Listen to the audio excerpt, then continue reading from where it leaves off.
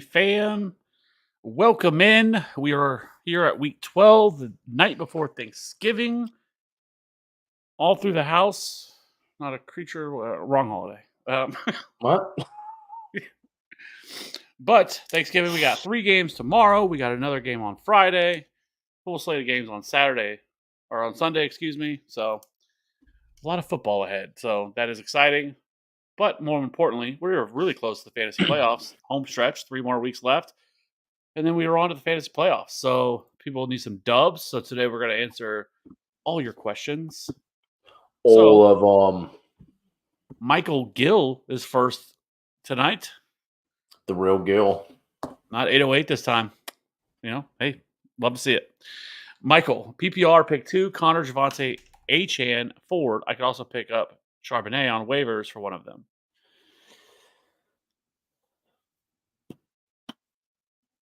I mean, Charbonnet is very short-term play, just for this week. Where the And rest of not a great play either. So I mean, San Francisco has struggled against San Francisco's not great against the run. So it's not terrible. I think the appeal with him is more volume. That there's really nobody else there. He's got to probably Yeah. see just a massive workload, and so whether it's through the air or whether it's on the ground. So he's but same time, I'm not dropping anybody you have here for maybe if it was a different option or something, I'd consider it. But I mean, all of these guys, have more value long term than what Charbonnet does. So, and I'm actually surprised Charbonnet's even still sitting out there. I would assume waivers already ran. So I'm surprised, that he's even available. But that being said, with the options you have here, I'm not playing Achane this week. I know he's supposed to be fine and everything else, but I want to see it for a week and make it through a game and stuff like that. So I'm not playing him. For me, this is Javante and Connor for me. I'm going to go Javante and Ford and keep it in the same game. It's close between those two for me. I think I have Connor at 24. I have Ford at 25. So super close. I can go either way. Ford arguably has a better matchup. Denver's been one of the defenses you can run on. Even with their defense being better, they still have struggled to stop the run. So, yeah. So I don't hate it. Michael Brown, happy Thanksgiving. Happy Thanksgiving to you, Michael. Pick a flex. Monty, McLaurin, Addison, Warren, Lockett. It's Monty for me. Yep. And then Murray or Dobbs. This is going to be Kyler Murray for me.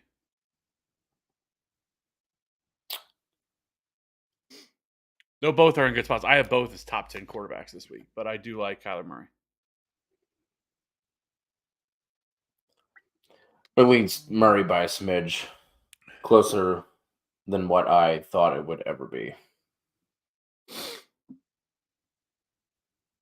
Alexis, starting Taylor, Jacobs, Cup, and Garrett Wilson. Need to at flex, Bijan, Kyron, Connor, Higgins, Devonta, Deontay, Olave, and Swift.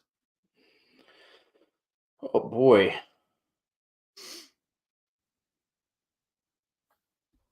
Man, what a group. What a group.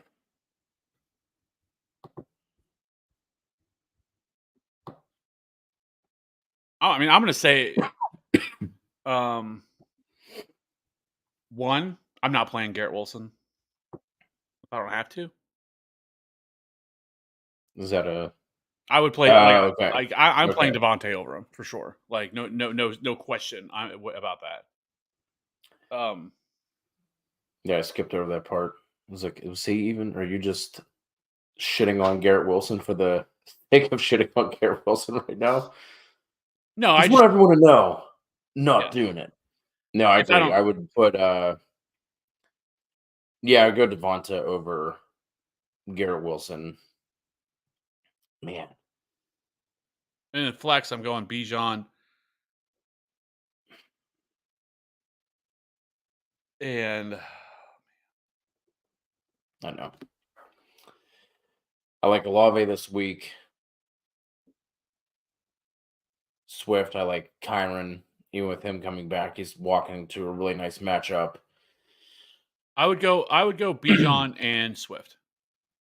I love Swift's top 10 running back for me this week. I don't even know why I hesitated on that. I have Swift as a top 10 running back.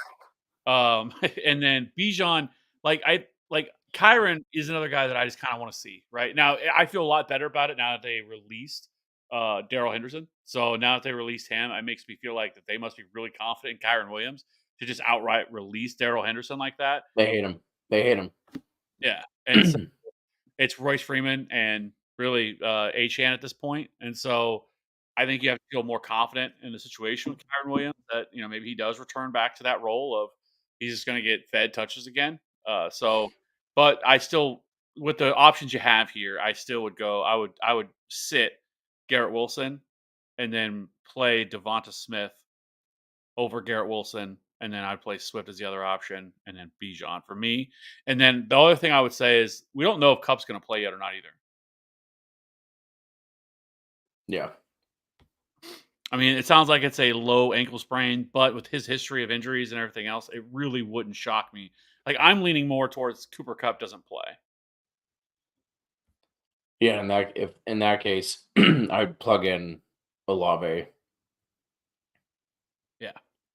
Then I'm with you. I would go Bijan and Swift.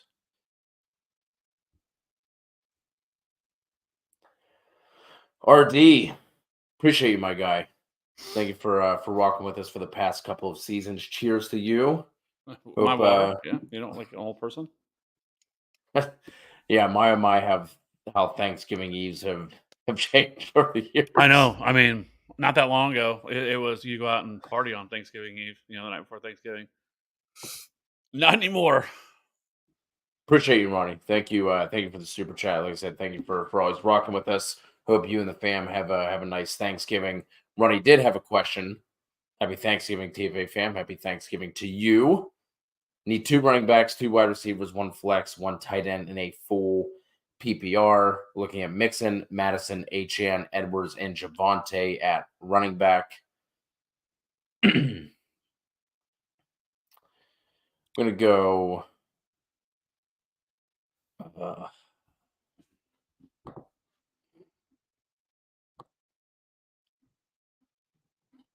So Javonte... It's Mixon, Edwards, Javonte for me. I feel like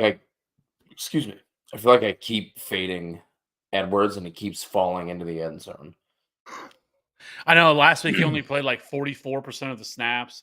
Last week, like it's a full on 3-way committee, but he just seems to keep, just it's like it's almost like a Jamal Williams type situation like last year, right? The guy just keeps finding the end zone to make him a good play. But this is a tougher matchup. The Chargers have been good against the run. So I'm a little lower on Gus Edwards. I think Joe Mixon, this is the game script against Pittsburgh. I know it's Browning playing now, but with that, even that being said, I mean, unless you think Matt Canada was 100% holding this offense back, and all of a sudden the Steelers' offense is just going to absolutely take off. Now, I am happy that Matt Canada is gone because I fully think Matt Canada was a terrible OC. But at the same time, I'm still not all that excited about Kenny more Pickett. than one issue. Yeah, it's not just him. So I think game script will still be there for Joe Mixon, and he can see a lot of work in the passing game. And so I'm going to go Joe Mixon and Javonte. And then the 2 wide receivers, Keenan and Amon-Ra, just lock him in. Yep. And then tight end. Flex tight end. Tight end. I would go both tight ends here. That's what that was my lean as well. I think there's an argument for Christian Kirk as well to be made. Over one of the tight ends.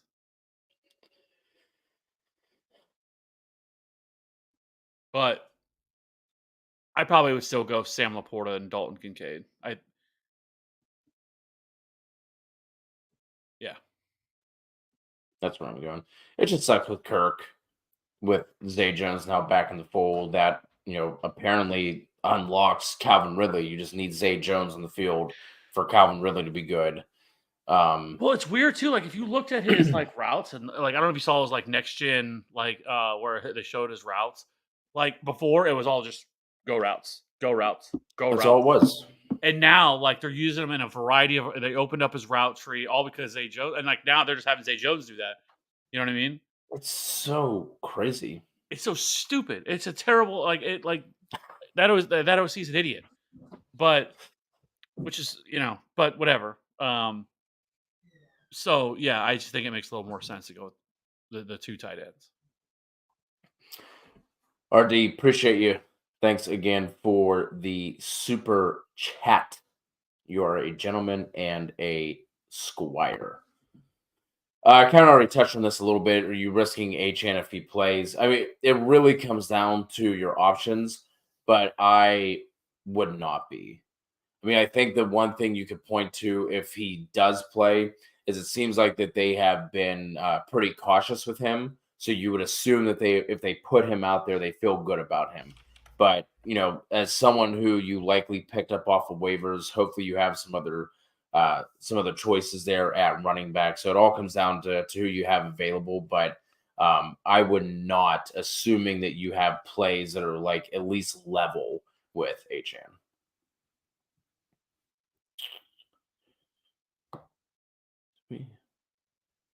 Yeah. Oh, and then this one from Alexis as well. With Kyron coming back, I will have to drop someone on my team. Who do I drop? This is rough. I saw this one.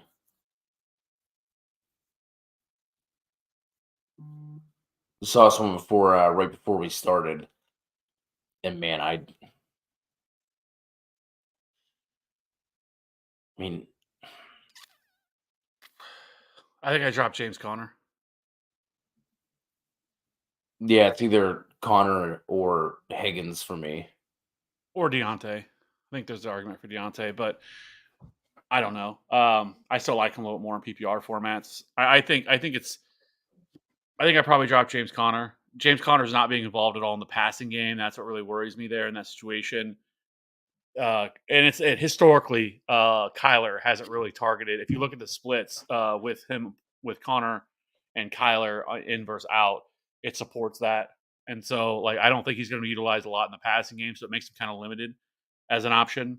And so, I mean, you have Taylor, you have Jacobs, you still have Bijan that's coming, as a flex option here. I mean, so you still, have Kyron back.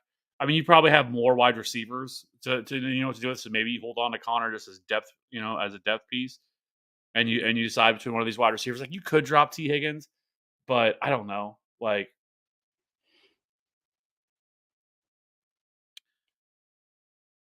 yeah, I mean, Garrett Wilson.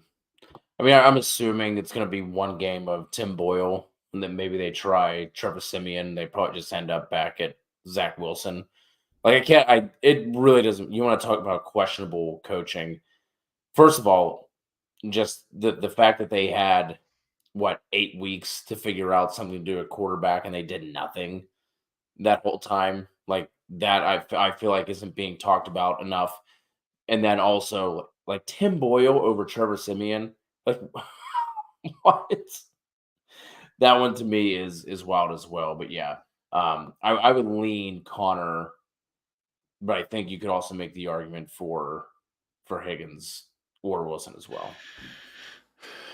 yeah. I mean, they've had all year. They could have made a trade at the trade deadline. Like, Yeah. there's all different things that they could have done to fix this and give them a chance, and they didn't. And they just Did nothing. So on some point, I wonder if it was like ownership because like some of the answers, the way Salah would answer, sometimes made it feel like was it ownership that was pushing like, hey, you start this guy, or something. I don't know, but it was just complete mismanagement. Like their defense is so good, and they have weapons on the offensive side of the ball. Even if you found just a hell, I mean, call up the Commanders and see what it took to get Jacoby Brissett or something like that. You know, and hold the gap. And now you got, I mean, it's now I guess there's the reports that Aaron Rodgers is supposed to start practicing, not next week, but the week after, like the first week of December, is when he's going to start trying to practice. So, I mean, we'll see on that if that holds true. But by that point, I mean, how far out of it are they?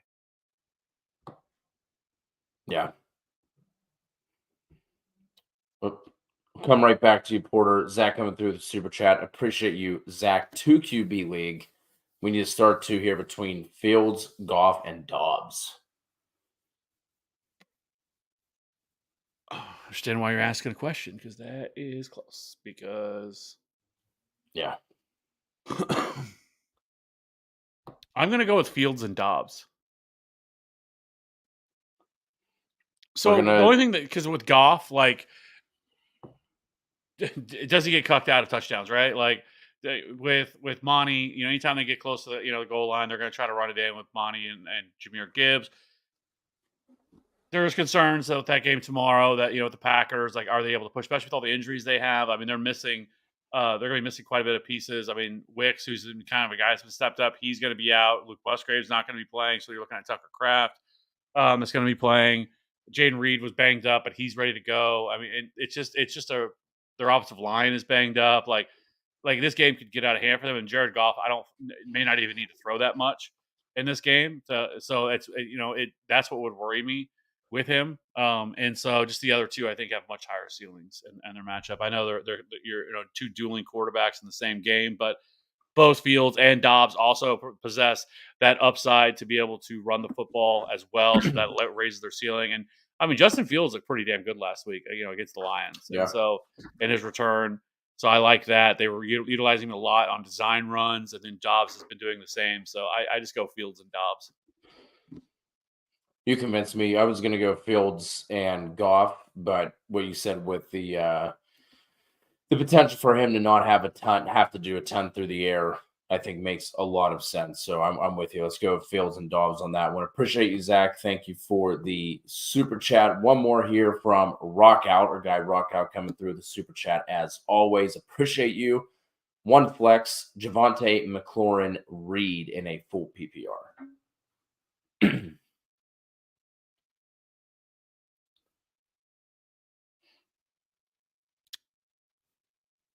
Oh boy.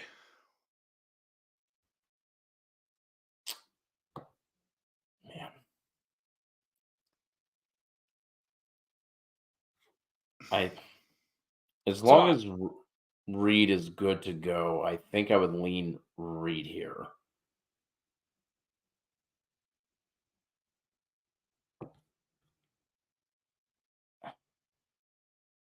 That's kind of where my head's at, but like, there's an argument for Javonte McLaurin too.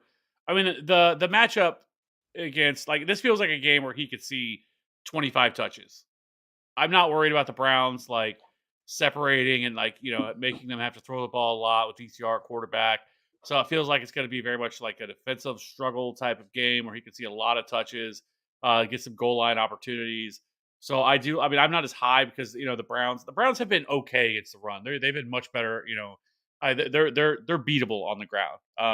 But McLaurin also is in the highest game of the highest Yeah. total of the weekend. They're also going to be on the side of the passing script. So I think I go McLaurin here, just kind of thinking it all through. I do like Jaden Reed. Like, I have him ranked as a top 36 wide receiver this week, but I have McLaurin as a top 24 wide receiver. So to get some consensus, I'll go with you. Javonte would have been the last year just being in a full PPR. I think if it were half, I might lean Javonte, but in a full PPR, I'll go McLaurin. We know that Sam Howell is going to drop back 40, 45 times. So let's go McLaurin there. Good luck to you. Rock out. Happy Thanksgiving. Back up to Porter, Dak, or Mahomes.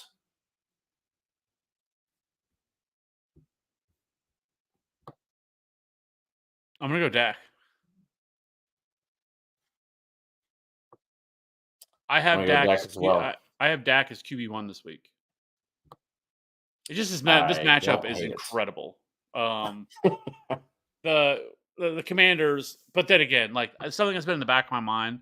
It's like, almost feels like every time that we think that, like, everyone's like consensus, like, baller matchup. This can't go wrong. We just saw Tommy DeVito, like, and next week we're gonna be like, I don't know how this happened. Tommy DeVito crushed them, and now all of a sudden Dak can't get there. Like, it just feels like 170 yards. yeah, where it's like it's too obvious that and it doesn't happen. Like, we get a game script where they turn the ball over, so the defense scores a touchdown. Tony Pollard runs two, or runs a couple in, and he only throws for, like, it doesn't have to do as much. Like, that's what worries me about it. But I'm still going Dak here. It's just everything's lining up for this matchup. The Commanders have been dreadful against the pass all year. They're also banged up in their secondary. I just don't see how this fails. But fantasy football has a way of correcting you really quickly. Yeah, I'm with you. Michael has another question here. Drop Godwin for Downs. No one in my league makes trades. I think you could, quite honestly. Like Godwin has been so unbelievably frustrating this year. Like it's Mike Evans on that offense, and like a sprinkling game of Rashad White. Over like the past like 4 weeks, and no one else. Like Kate Otten will pop up and make an appearance every once in a while, but in half PPR scoring, Godwin has one wide receiver 1 week and one wide receiver 2 week on the year. That's it. So if no one's making trades, if Josh Downs is still out there, I'm assuming this is like an 8-team league or less. So these are both likely, bench guys for you. And we know that the targets are basically funneled through Michael Pittman and Josh Downs in that offense. I mean, you can say the same thing for Godwin too, but Godwin just isn't getting there. At least Josh Downs has shown a little bit of a ceiling in some of the weeks. Yeah, and you also have the fact that the Colts have been such a high, their neutral pace has been like top 10 this year. They have been shown no problem to air it out, and with Gardner Minshew, you kind of have that. And so, yeah, I mean, I don't have any problem doing that. As crazy as it sounds, at this point, I feel like if he's sitting out there, then this is probably a smaller field size league. Like it's not a 12-team league because I just in 12-team leagues. Can't imagine, Josh Downs. Maybe it's like a 10-team league, but I'm okay with doing so. And then another super chat here from Zach. Appreciate that. Need one flex. Ford, Addison, or McBride. Mamma mia.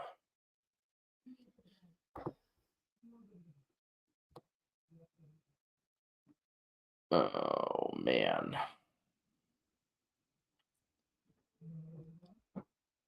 I'm gonna go with Jerome Ford. It was Ford or McBride for me, so to get some consensus here, I'll go forward with you. Appreciate you, Zach.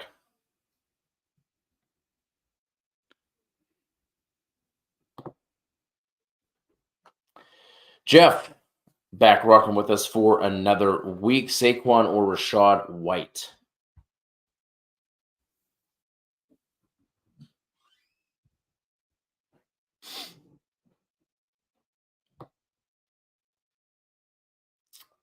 I was looking at Jeff's. I can't tell if that's a Raiders logo on his shirt or not. Is we got another Raider fan in here? Yeah, it looks like it. We'll see. Just play the Chiefs this week. Saquon or Rashad White. Maybe you guys will score a point in the second half this week. Yeah, it's been like since like week 7 or something like that. That's the last time they scored. That's wild. I didn't realize that. That might be one of the craziest things. Like this year has been kind of crazy and up and down, just all over the place. But like that might be the wildest thing.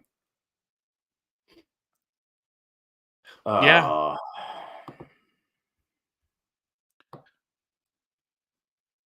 I'm gonna go Saquon here. Yeah, I love Rashad White though. This week too, he's in a great spot. Jeff, no way we can. Can we play all three? Do we got a flex that we can fit him into? I guess I would love to play him, but and then at tight end, I'm gonna go Laporta, and then I'm gonna go Puka. Yeah, Jeff, if you're still with us, let us know if we can get safe. Choice. I was gonna say, I would like to know if Cooper Kupp's playing or not, but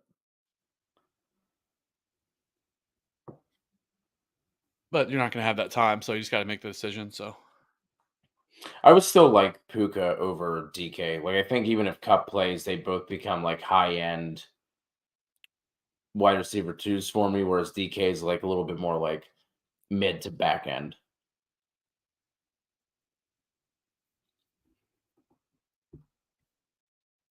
Gerald, hello.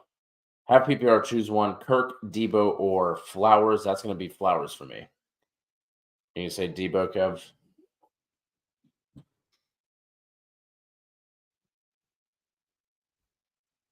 No, I'm gonna go with Christian Kirk. Oh, you son of a bitch. I'm going Flowers here just with I know he's been disappointing, but he literally had a 60-yard touchdown robbed from him last week. Mark Andrews out, Odell banged up. I haven't seen anything on him this week as far as like expectations as to whether or not he's going to play. But either way, like this feels like this has to be a point where Flowers steps up. It's a great matchup as well, so I lean Flowers on this one.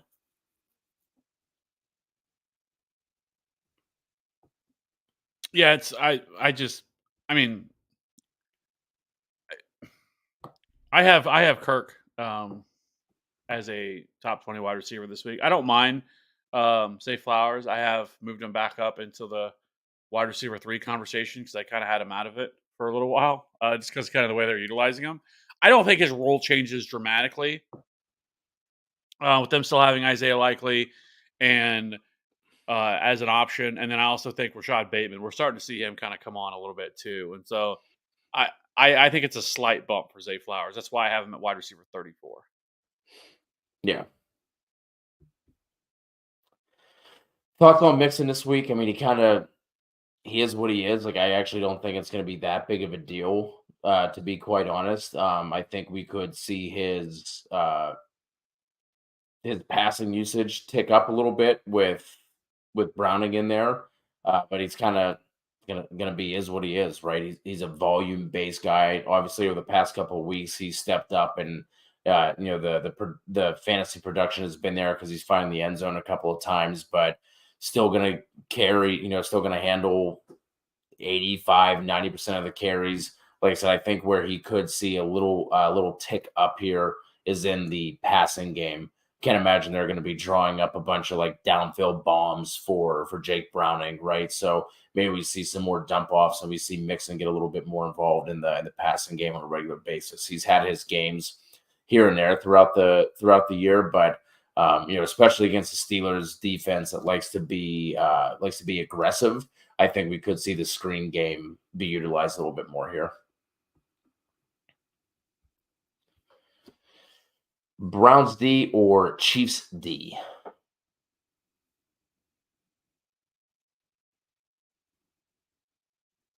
Man.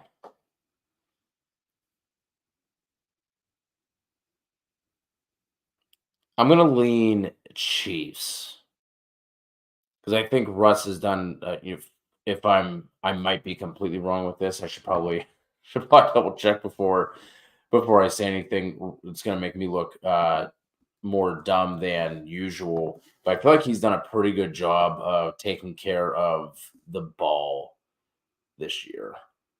Yeah, I just don't know if there's going to be ton of opportunities. 4 picks.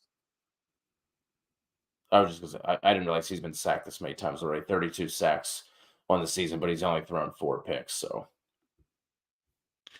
It's Chiefs D for me. It's really close. Both of them are very, very, very good options this week. yeah. I have the Chiefs at 4, and I have the Browns at 5. So it's very close between the two of them. We buy homes. Someone dropped Isaiah Pacheco. Should I pick him up off waivers and drop T. Higgins? In a 6-team non-PPR, other running backs are Brees, Saquon, Kyron, ETN, Walker, and Kamara.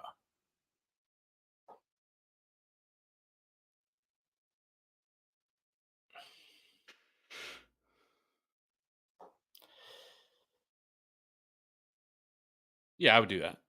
I mean, in a 6-team league, you're just shooting for straight ceiling at this point, and T. Higgins provides very little at this point with John Browning, and so it's 6 teams. I mean, it is. I mean, and it's non PPR even more so, and so it really relies on touchdowns. I think you have to feel like the Bengals' opportunity to score a touchdown probably drops off a little bit.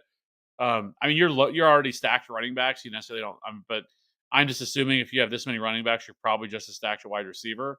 And so I slightly lean towards a Pacheco, and also just in terms of matchups, I mean, Pacheco has like the 6th or 7th easiest remaining schedule for running backs too. So, uh, I mean, their schedule now they got past the Eagles. I mean, they play the Packers, which is a tremendous matchup after this week. Once they play the Raiders are a tremendous matchup for Pacheco. Uh, and so then after that, they play the Bills, tremendous matchup for Pacheco because they're terrible against the run this year. So like all of their matchups, they're phenomenal. So for them, rest of season for the running back position. So yeah, I'm perfectly okay with doing that. Yeah, that's fine.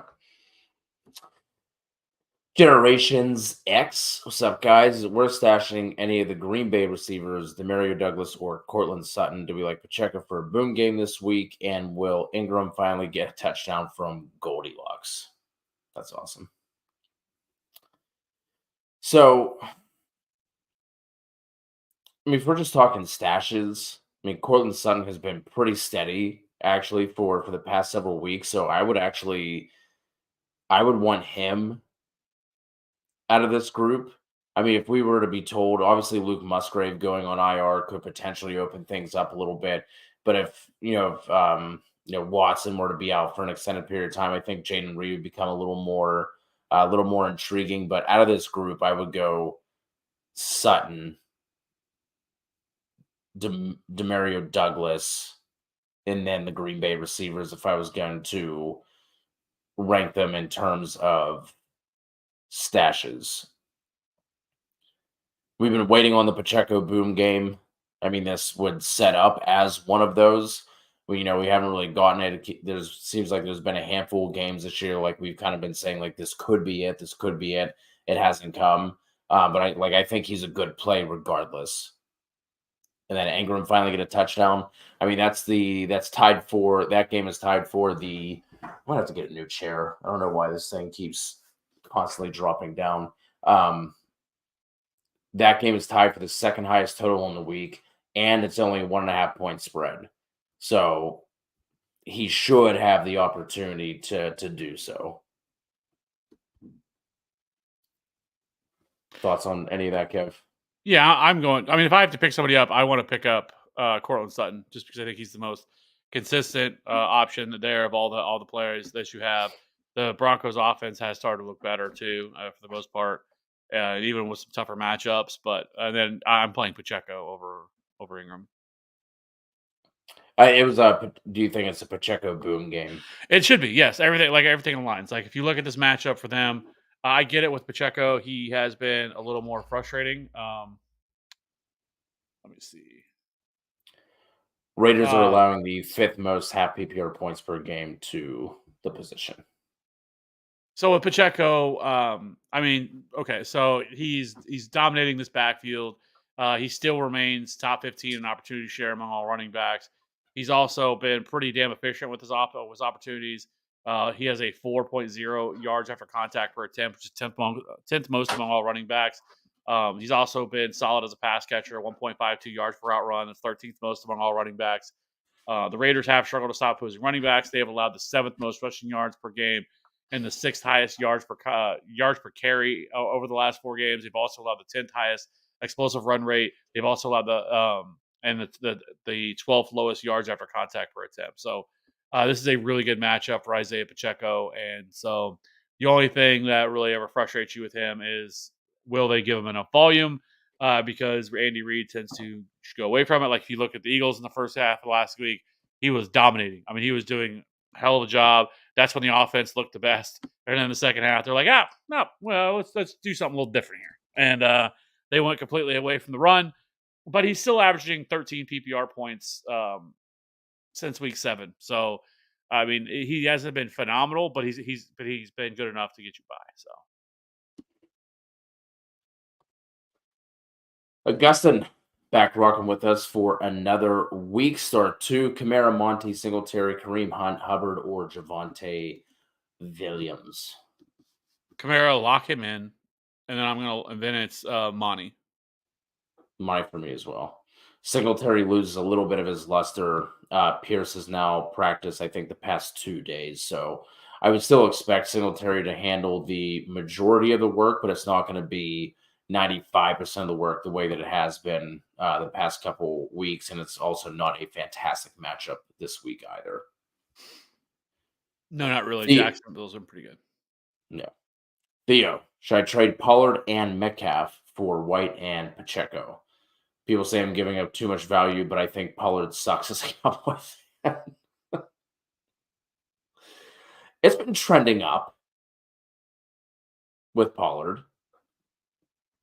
Like we could be rounding into what we were hoping to get from him the entire year. I think the upside resides with Pollard and Metcalf. To me, it's not necessarily about like the value, but I think that there is more upside with the Pollard and Metcalf side.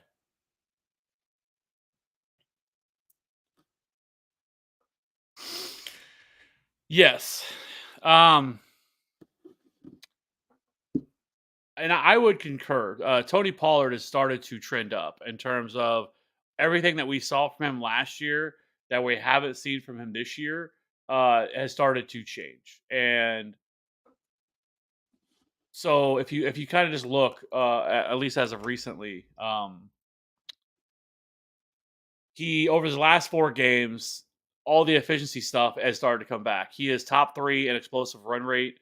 He is top 10 in yards after contact per attempt over his last 4 games, and missed tackles forced per attempt, which is all the stuff that we saw from him last year and previously, right? That's what we loved about Tony Pollard, was how efficient he was as a runner. That's starting to come back for the first time this year, because before that, has been the case. He was very inefficient. I've started to notice, it seems like too, once they've started to take some of the little bit of the workload away, kind of they're giving Rico Dowdle a little bit more opportunity. Where I just don't think Tony Pollard's a guy that needs to be touching the ball 20 plus times a game. I don't think he's built for that. I think he is much better off being more efficient as a runner. Whenever there's somebody else there where he's like a 1A and there's a 1B right there with him, I just kind of like how we saw with Zeke, right? With even though Zeke was terrible, it allowed him to stay fresh and be far more efficient. And so I think Tony Pollard's in for a big time second half of this down the stretch. Like, he could be a guy that you would call a league winner if you were able to trade for him. So I don't want to trade now. I know White has been really good. I know White has been really phenomenal the last 4 games. He's been really good, but I'm not trying. If I've been holding Tony Pollard this year, I would want to punch myself in the throat if I jumped off and all of a sudden he started going off and being the guy that we thought he was going to be. Like, you've waited this long. I'm not moving off of him now. And then Metcalf is kind of the same thing. It's not a Metcalf problem. It's a Geno Smith problem. But he started to trend up to the last 2 or 3 weeks as well. I'm holding both of those guys. Uncle Baby Billy, happy Thanksgiving. Happy Thanksgiving to you, Uncle Baby Billy. And I really ask, what is your just curious? Just what are you looking forward to most? Like, what meal? Like, not what meal? What part of the meal are you looking forward to the most tomorrow? Anything in particular? My brother. I don't really think it's my brother-in-law. If it's my sister-in-law's husband, right? So it's like, actually, it's my sister-in-law's husband. It's not really my brother-in-law, right? It's the way it works. I think so. Yeah. So my sister-in-law's husband does a smoked turkey every year. So probably looking forward to that. And then my wife makes this like corn dish where it's like corn, cream cheese, like bacon crumbles, chives. So probably just mixing all that up together. I am. The ham. Yep, 100%.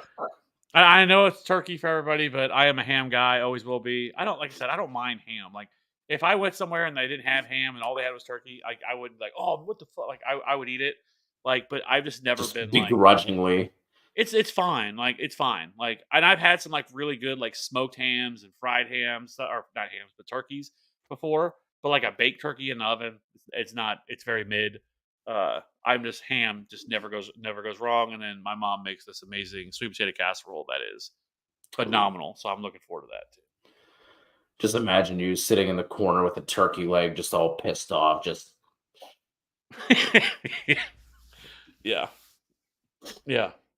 Like I said, it's fine. They're fine. I'm just not a huge fan.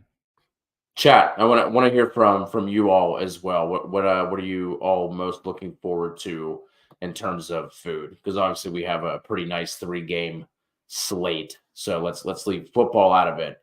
What are you looking forward to eating tomorrow? Lucius, happy Thanksgiving. Happy Thanksgiving to you as well. Pacheco or Debo? I'm gonna go Pacheco. I lean Pacheco. The thing that scares me, obviously, with that San Fran game is that they get up quickly, and like Debo just like for whatever reason is a part of it because sometimes that's just how it goes in San Francisco. And then like they don't play any of the fourth quarter, so you're gonna Pacheco there as well, and then Logan Thomas or Isaiah Likely. Logan Thomas. Man, I think Thomas is safer. But, if you're looking at your matchup and you need to swing for upside, you're projected to lose by, a bunch of points. Like projections, I don't really care about like if it's like 5-10 point difference. But if you're looking at it and you're just like shit, like I'm gonna need some help here. I don't mind taking the swing with Isaiah Likely. The Chargers have allowed or are allowing the fourth most half PPR points per game to tight ends. So that one to me kind of depends on what you need and what you're looking for, Lucius. If you need safety, I'm going Logan Thomas. If you need a little bit more of an upside play, kind of swing for the fences, I would go Likely. One just because usually most people really need a tight end outside of probably if you have Kelsey, Hawkinson, Kittle, Laporta, Kincaid, McBride, probably even Dalton Schultz, Jake Ferguson, Joku, like all those kind of guys, like you're probably not moving off of them. But if you don't, I really do like buying into Tucker Kraft. Like they placed Musgrave on IR, so Yeah. I mean, so he's out for the next 4 games. So I mean, you're looking at at best week 16 or something like that, because the man had a lacerated kidney, I believe. Isn't that what they said it was? I'm not sure. I just saw that. So it was like he spent the night or whatever at the hospital for like abdomen. So yeah, they said it was a lacerated kidney. But yikes. I mean, so a lot of people don't really know who Tucker Kraft is, but like he was a guy that when he was coming out, somebody that I really like, super athletic tight end. And so like I think he could really, I mean, especially with the lack of pass catching options they have here, like he's somebody that I definitely would love to pick up. Like, I mean, he could fit into that kind of that Trey McBride, Dalton Kincaid. Like Tucker Kraft was a guy that was coming out. I mean, former SU guy where Dallas Goddard came from. So like he's somebody like if I don't have like one of these like kind of top level tight ends, or I wasn't able to get like a Trey McBride off waivers or something like that, I would have no problem firing him up. Yeah. Alexis could also keep Kyron on IR this week and drop Cowboys D. Yeah, I mean if that's not gonna, I know like different leagues have different rules. Like in my dynasty leagues, if you really wanted to be a dick and I saw Kyron was on your IR and you beat me, like that would technically constitute a lineup violation, and that would be marked as an L. So as long as like you don't have anything like that in your league, then like I'm fine with that as well. I would just be sure that 100% what your league rules are. And then obviously, like, again, in my dynasty leagues, like you aren't allowed to make any moves if someone's on IR, but they should not be. Like if they're not on IR anymore and you still have them in an IR spot, then that would be the other thing. So you better make sure that you're good with your lineup as well if you're going to go that route. Justin, Madison or Singletary this week with Pierce being back in a PPR? I'm gonna go Singletary here. I have real concerns that Madison's on the has the potential of losing his role. With Ty Chandler last week looked way better in my opinion than Alexander Madison did.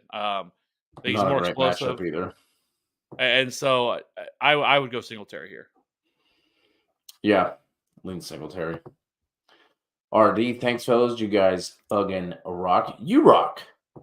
RD, Appreciate you. Cam Daddy, ETN or Kamara rest of season in a half PPR. Trying to debate who to trade off to get a wide receiver. Third RB is Eckler, so I'll still have a two-headed monster. Man, talking about two running backs who over the past couple of weeks have both seen their like stranglehold on the RB spot start to slip a little bit. Like ETN has been subbed out the past 2 weeks more often than he has been the entire season. Like we're starting to see Dearness Johnson now get involved. I mean, if I would probably lean Kamara, I think.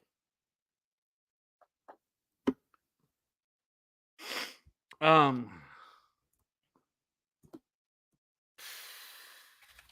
see something.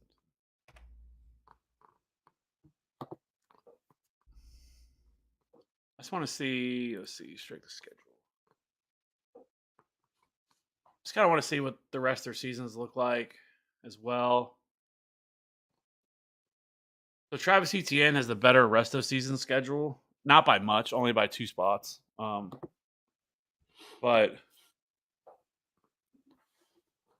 let's see, who do they have left? This is really what I'm going to care about, especially in the fantasy playoffs. Oh boy.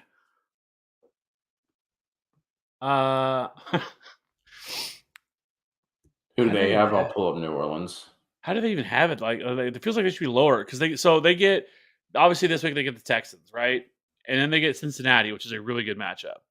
But then they get the Browns, and then the Ravens, and then the Bucks, and then the Panthers. Which the Panthers are probably the best matchup, but that's Week 17. But that Baltimore matchup does not look fantastic to me. And then the Browns have been pretty solid against the run this year. They're more middle of the pack. Bucks have been pretty decent against the run as well. So like their schedule is not great rest of season. So for Saints this week, it is the Falcons. Then they get the Lions, which is not great. Panthers, which is good.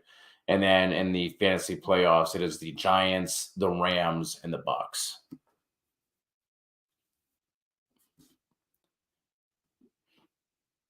I still feel like I would lean ETN. Like I think if it's a case of like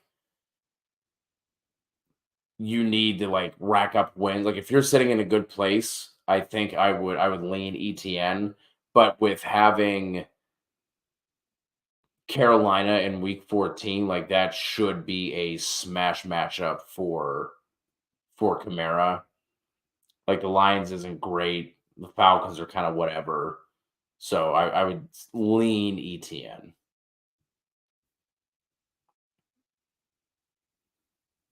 I just slightly lean towards.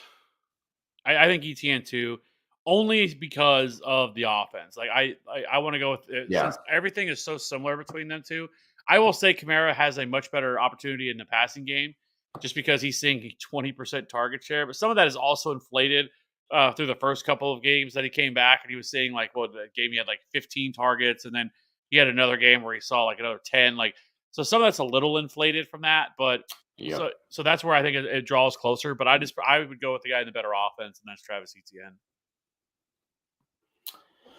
Daniel Caps, appreciate you. Daniel, need 2 in a PPR. Addison, Ridley, Lockett, Reed, Downs.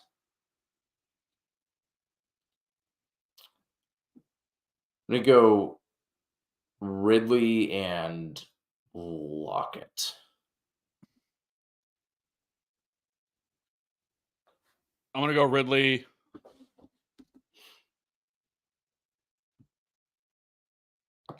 So I guess I'm going to. So this is what I'd probably do. I'd probably go Lockett. If the event that Justin Jefferson doesn't play, then I would probably go Addison. No, actually, you know what? You're not going to be able to do that anyway.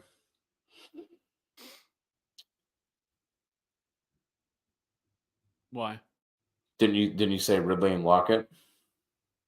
Yeah, you would just play. Obviously, you had to play Lockett. That's Thursday, but then Ridley he doesn't play till Sunday, right? So you would See, even if Jefferson didn't play, I think I would still lean Ridley. I thought you were saying Addison in place of Lockett. No, no, no. Yeah, that's why I said Lockett. You have to play him. Obviously, we don't have the time to Okay. wait for that. But either way, I don't know because something that I found that was interesting with the Bears last week, whenever I was doing research for DFS, was the Bears have only allowed one wide, or actually now two, I guess, two wide receivers. Was they've only allowed two wide receivers all year to eclipse 70 yards receiving all year. One was all the way back in week 2, which was Mike Evans, and really, I mean, Amon-Ra barely got there. I think he had like 81 yards receiving. Like it wasn't some like huge day for him. They've done a really good job of clamping down wide receivers. Not a lot of wide receivers have had monster days against them, and so I would say yes. Now I'm kind of thinking this through. Yes, go. I would go Lockett and Ridley. I think those two would make the most sense. And the goats in here, Tien. I cannot tell you. I'm happy you're here because I really want to ask you, who did you go with on Sunday? Did you go Oh with yeah, Calvin Ridley, or did you what was it? Or did you go Rashee Rice? yeah. It was Because we were Rice. taught. Because I remember that, and I went on this huge tangent about playing Calvin Ridley and everything else. But I think we ended up saying, go Calvin Ridley for ceiling, and then go. I think it was Rashee Rice for floor. Isn't that what we said? Well, I think I was more leaning toward like Rice no matter what, and I think you were more leaning toward Ridley no Right. matter what. And I Yeah. said like if you need to swing, Ridley is the ceiling play. So, anyways, I was really curious, Tien, who you went with because obviously we know Calvin Ridley absolutely went nuclear. Let's go, Yeah, Calvin Ridley. That's amazing. So yeah, yeah. Really had that one early, and I was like, okay. And then like he didn't do anything for a while. I was like, all right, well, it might not be that bad for Rice. And then he got that second one. I was like, yeah, this one's this one's not gonna be close.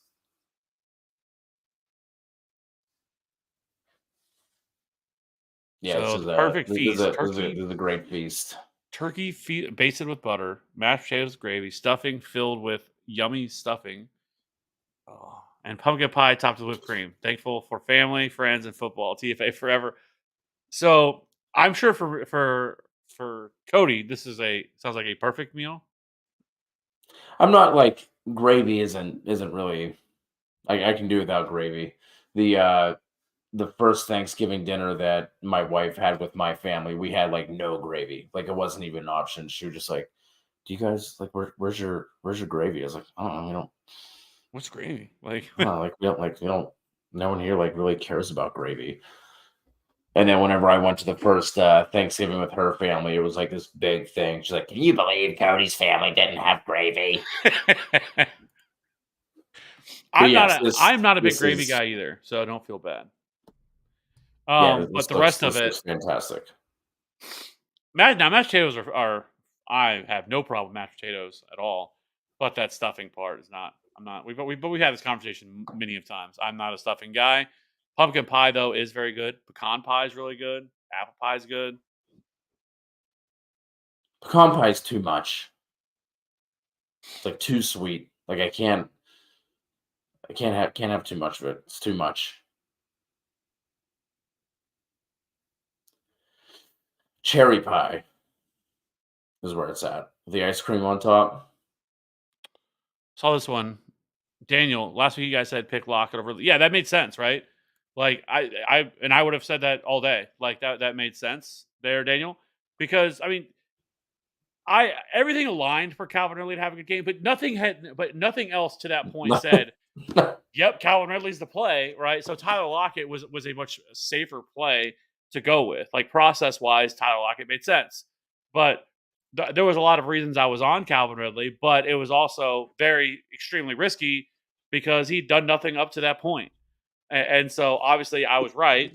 Process got there, but yes, I if you last week I would have went 100% Tyler Lockett all day over Calvin Ridley at that point, right? Like it just sometimes it's process over results. So yep, Calvin Ridley got there, but I mean if you'd played Calvin Ridley every single week this year, you probably are really upset because he's been really bad for most of the season.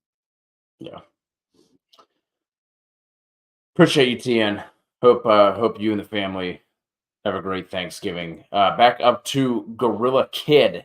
What's up, fellas? 2 running backs: Mixon, Pacheco, Ford, Bijan.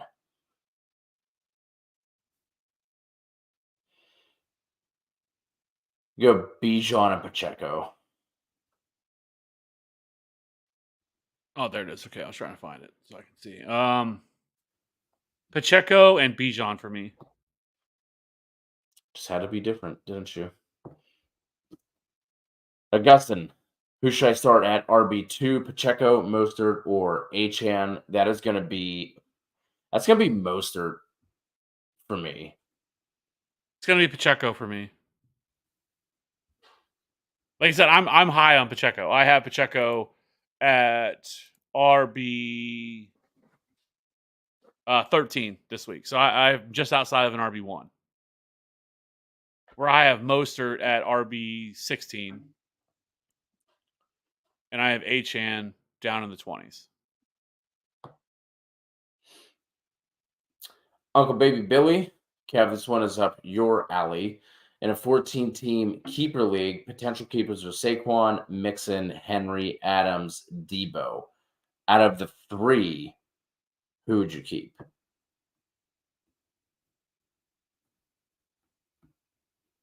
So basically, we're dropping 2 here.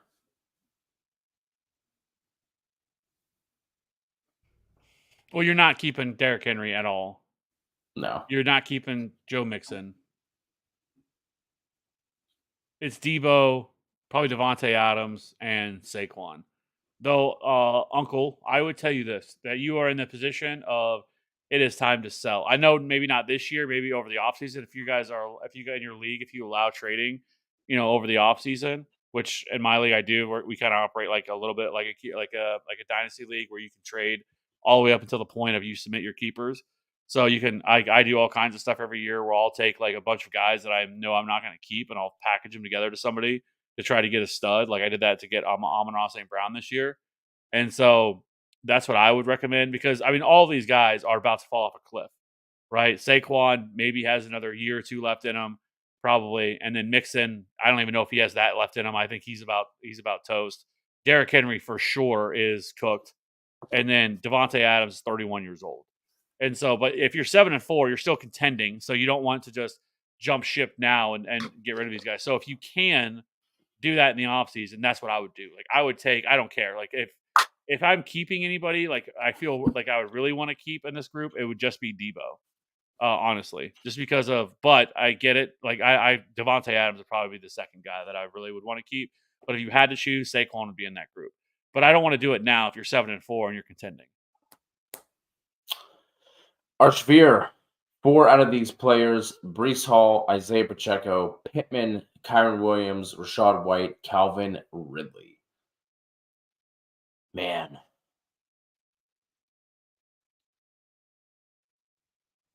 So this is going to be Pacheco, Pittman,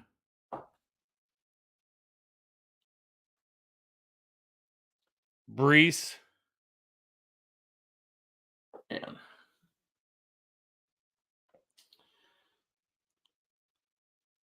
and Rachaad White. Mm. You know what though? I really wouldn't mind though swapping out Breece Hall for White and just playing Calvin Ridley, or swapping out Pacheco for Calvin Ridley. I just really like that game. I mean, the Jaguars Texans game has some shootout potential to it, and so like I really want pieces to that game. And I mean, Pacheco is very volatile. We know that. So like, I still like him a lot this week. Everything I explained, but there's still some volatility there. Breece, obviously, there's volatility there, but I just also think there's a scenario where he sees a lot of targets from Tim Boyle or just checkdowns, but but it is a bad matchup. It's not a great matchup on paper, especially as on the ground. Like he has to get there through the air. So like that's where I lean more towards sitting Breece Hall, just because the matchup, the offense, all that stuff is pretty gross. And so, but I want to play Calvin Ridley if I can. But I also like Rachaad White. Yeah, I want to go Pacheco, Pittman, White, and Ridley. I do really like this spot that Kyren Williams is in. I'm just a little gun shy for the first week. that we could potentially see like Royce Freeman mixing in a little bit for like a week or two until like Kyron Williams is like fully back. I think the fact that they just completely let Daryl go is a feather in Kyron Williams' cap that like once he's good to go, he's gonna be the guy. But I think for like the first week, even though it is a great matchup, I would just keep him off to the side for 1 week. PC, what's up, guys? Happy Thanksgiving. Taysom Hill or Likely? So right before we started, I actually answered a similar question on one of our other videos, and this one to me just comes down to are you comfortable with rolling out Taysom Hill and like his boom bust nature? Like I think this sets up as a good spot for Isaiah Likely, but obviously Taysom Hill at his highest has like a 30-point ceiling. I don't see the same thing for Isaiah Likely, even though the Chargers have not been great against tight ends this season. So that to me, like I said, comes down to like if you're willing to take the potential like 4-point game from Taysom Hill. I think Likely is more safer. Taysom Hill has more upside. Thoughts, Kev? Yeah, I mean, I kind of fall in. I think I go Taysom Hill. They just utilize them all in so many different ways that I think it's easier for him to get there. I mean, likely we have to remember. I mean, he had a little bit of a stretch last year, I believe, that Mark Andrews missed. That we were kind of in the same boat, I believe, if I remember correctly. And he didn't really. I mean, he had one. It was like the one game, yeah, where it was like 8-4, like a buck 20 and a score, I think. Yeah, and I think also week 18, which I believe Mark Andrews maybe sat or something like that. I don't remember where he had a good game. Like the opportunity is definitely there for him, but there's a lot of volatility to him. I think I would lean Taysom. And then Cooper or Singletary or Noah Brown if he's healthy for the flex.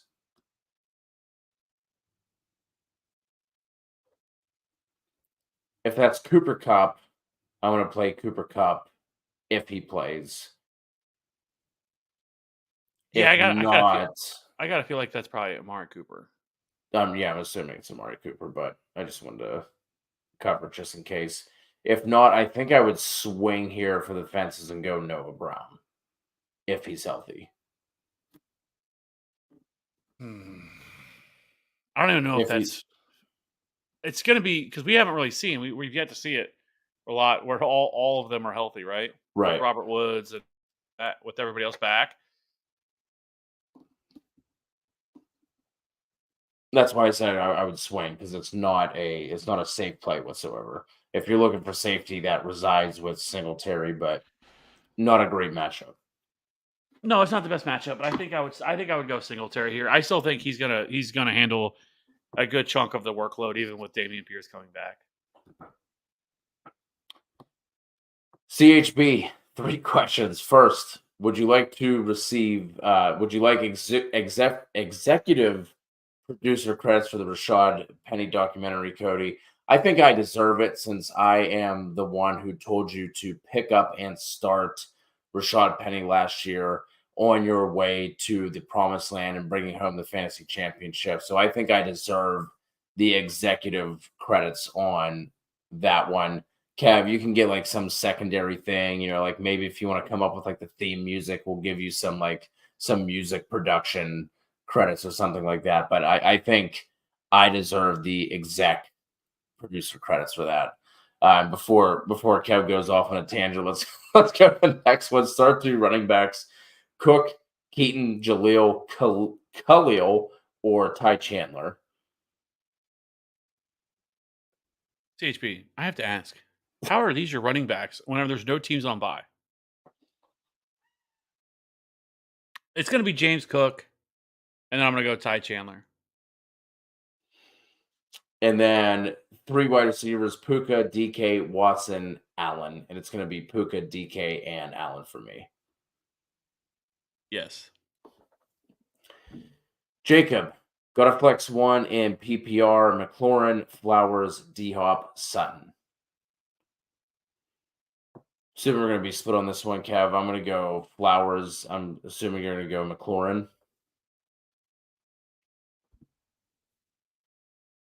Trying to see, remember where I had Hopkins.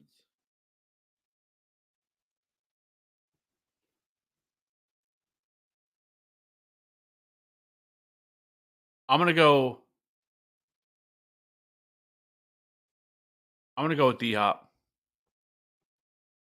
I was wrong. I was right. You weren't going to say Zay Flowers, but I was wrong which one you're going to pick. Jason, what's up, fellas? Pick 2 running backs and a flex. I have Bijan, R. Robinson. I'm assuming it's supposed to be Bijan Robinson, or unless that's Bijan Robinson and Brian Robinson. I don't know. So Bijan Robinson, Jacobs, Kyron, Jalen Waddle, Deontay Johnson, and Chris Godwin. We need 3, and that's 2 running backs and a flex. Puka and Keenan are wide receiver 1 and 2, so you're off to a good start there. That is going to be. I think I would go the 3 running backs there. I would go Bijan, Jacobs, and Kyron.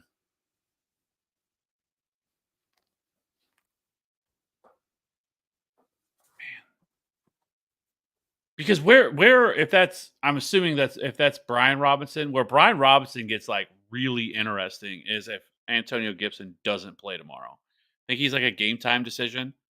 Because if he doesn't play, we've seen Brian Robinson have a monster workload in the passing game. 14 receptions over his past 2 games alone. And so he changes completely because right now I have Brian Robinson assuming that Antonio Gibson would come back that because he has been practicing, but I've had Brian Robinson outside of my top 24 running backs, but I would move him up in PPR formats if Antonio Gibson were to miss. I don't think we have any word on that yet.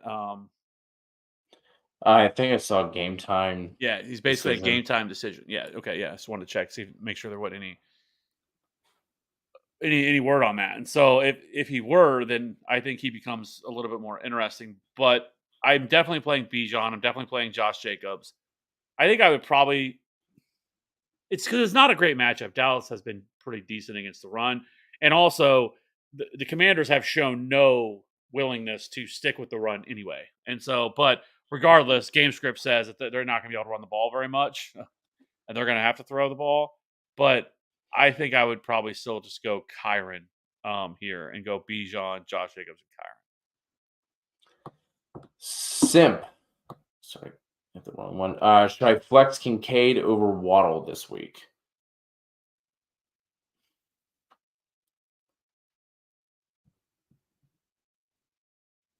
Man, I think I Oh, would. I would play Waddle.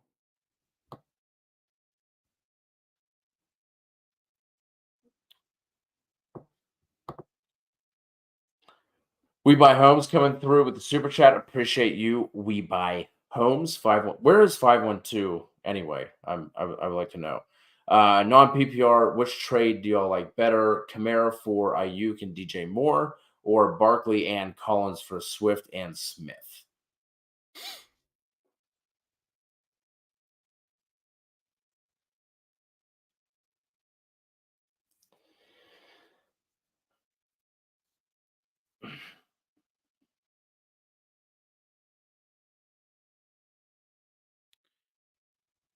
Man, non PPR really throws a wrench into this.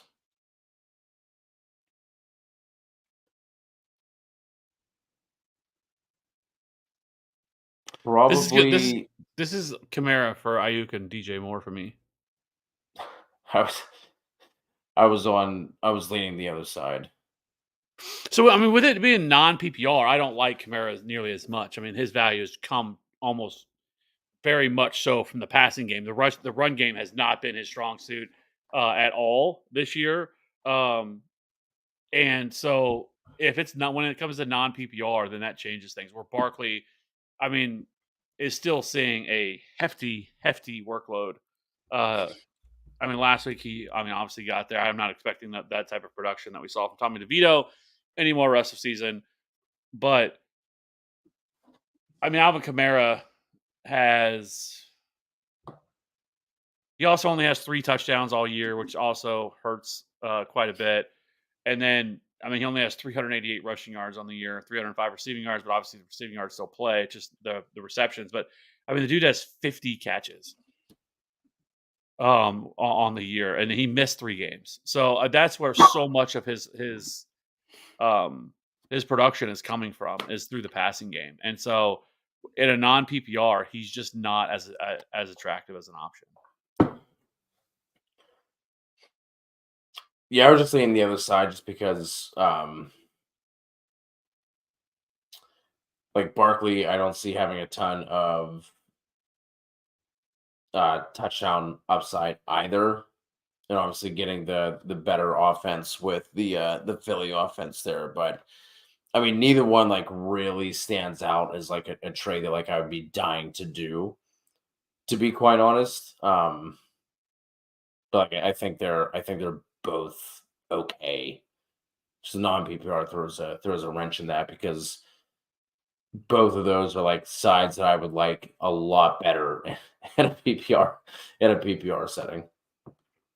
But I appreciate the super chat. Thank all of you guys for rocking with us so far and for all the super chats we've received. If you have yet to do so, please hit us with a like and a sub. Just went over the 5,200 sub mark recently, so we are onward and upward on to the march to 6K. We thank all of you for rocking with us for as long as you have. Isaiah, would you guys rather start Connor or Mostert? I have Swift and Charbonnet.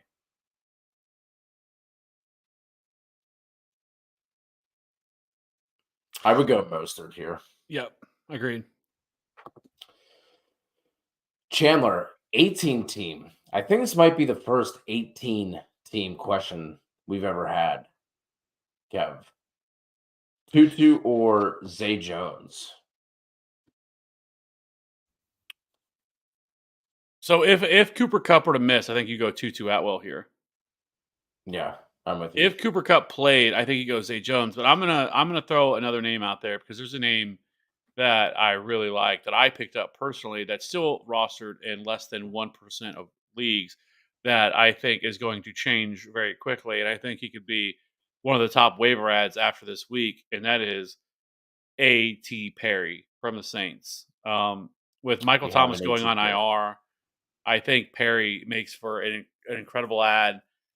We kind of saw a little bit the last time they played before they went on bye. He scored that touchdown late in the game. Um, there's been some talk that he's basically the direct replacement for Michael Thomas. So I think you're going to see him out there running a lot of routes. I think people are going to like talk about Rashid Shaheed and stuff like that, but his role is not going to change. He's very much more of a gadget type player where I think A.T. Perry can fit right in. And I mean, A.T. Perry. I mean, he's an older player. I mean, he's a rookie this year, but he's 24 years old. So he's Yeah. one of the on that higher scale, but some of that's because of COVID and all this other stuff that happened. So that, some of those things that happened there, so they got an extra year. But he is a good athlete, especially for his size. I think he's like 6'4", 200 pounds. But he is somebody I really like. Really flashed a lot in the preseason. Was somebody that I was kind of excited for, but he never really just got an opportunity because of the way he was kind of on the way out. But they've really been ramping him up, and I think he's the guy. And so that to pick up, I think he is a pretty smart ad. And so he's somebody that I would look to add. But in this situation, probably just go Tutu Atwell. Ashton, appreciate you, even though that you are not going to be celebrating Thanksgiving tomorrow because you're Canadian. One running back, two flex. Breeze, Kyron, Puka, Warren, London. I feel like this is like normally Ashton, I feel like has like the gross start sit. So it's nice to see Ashton coming through with some players that we actually like. But this for me is going to be I'm going to double down on the Rams. I'm going to go Kyron, Puka, and then I'm going to go Jaylen Warren. I don't know. Brees with Tim Boyle. Like, I think it's a step back. I really do. Like, I know Zach Wilson has been dog shit for the most part, but like, there's no way Tim Boyle is better. I don't believe it.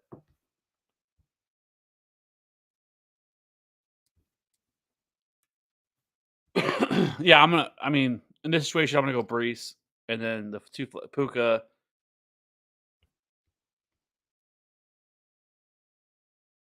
and then I'm gonna go Jalen Warren.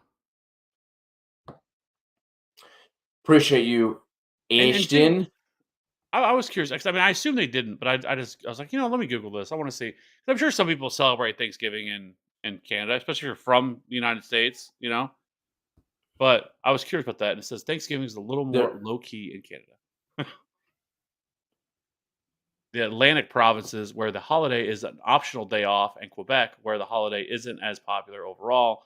In Canada, Thanksgiving is a time for families to gather and enjoy a turkey dinner while celebrating the harvest. What it says, I don't know,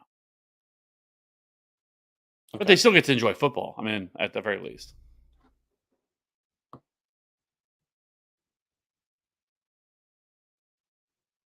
Where were we? There we go. Isaiah, I traded Cup for Sutton because I was like, I wasn't going to get much for him. I mean, it's kind of a sell low, right? I mean, but I get it because this has been kind of a pretty, I mean, obviously gross year for Cooper Cup, mainly because of the injuries that he suffered, that he's dealt with, missed a lot of time. I mean, he's actually only averaging 11.6 PPR points per game, which is pretty disappointing. I mean, he really only has the first two games, week 5 and 6, where he scored 19.8 and 27.8.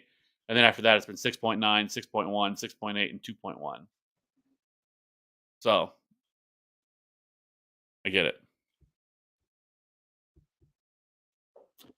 Last Fish over on Twitch. Found out my Survivor pool allows you to reuse picks. Can only pick from Sunday or Monday games. Down to 23 people. What team looks good for week 13? Thinking Kansas City. Thoughts?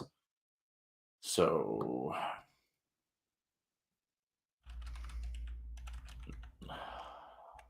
golly.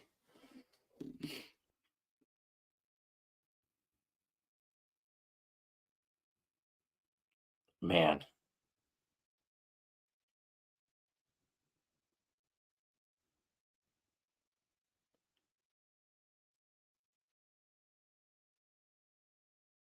The Chiefs on the road in a divisional game kind of worries me a little bit. There are just not a lot of like Sunday or Monday games that like really stand out to me as like straight up picks that I'd feel great about. Like Texans Jags could see that going either way. Steelers Bengals.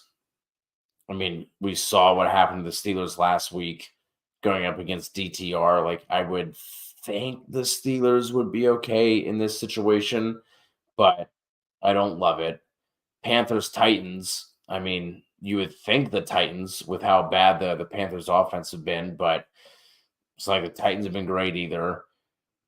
Saints Falcons, another toss up. I mean, I would lean Saints there, but I don't feel great about it. Bucks Colts, who the hell knows? Patriots Giants. Yeah, lean the Pats there with Tommy DeVito, but like I wouldn't want to risk my survivor pool on it. Browns Broncos. I think I would lean the Broncos at home. Rams Cards. Again, not feeling great. Or like lean the Rams if like Cooper Cup plays, but like don't feel great about that one. Bills Eagles. I would lean Eagles. Then we have Chiefs Raiders, Ravens Chargers. I'm gonna lean Baltimore there. And then Bears I Vikings. Like I don't feel great about that one either. I That's think a you just take the rough week. layup. I think you take the layup and go Chiefs, right? I mean, the Chiefs defense alone has been phenomenal all year. I mean, we just saw kind of the Raiders struggle a little bit last week, but I don't care if they're at home. I mean, I can't see the Chiefs losing, to the Raiders, especially coming off. It'd be different, I think, if like the Chiefs were coming off a game where they just kind of, they won pretty easily against the Eagles, something like that. Like they just lost. I don't see them taking this game lightly or anything like that at all for the Raiders. And so I think the Chiefs win this one, clear this pretty easily. Um, so I think you go Chiefs here. I think this is the most logical pick. Like there's nothing else that really stands out. Like, yeah, I mean, you could pick some games like, hey, I would pick this team to win, this team to win. But the Chiefs Raiders feels like the easiest, kind of layup spot here for the Chiefs to, to get back on track. JT or Jacobs for the playoffs. This one from B Rad.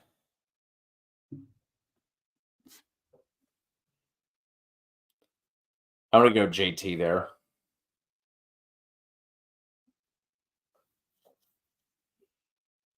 So the playoffs, they play the Chargers, not great matchup. 49 or Chiefs again, not great matchup. Well, I say that, but the Chiefs defense actually, there you can run on them, and then the Colts, which is a good matchup.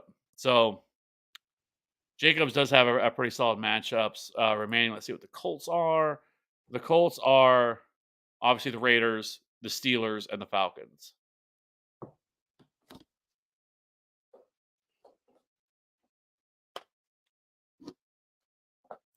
I just prefer the Colts offense to the Raiders. Yeah, I think I would go JT there.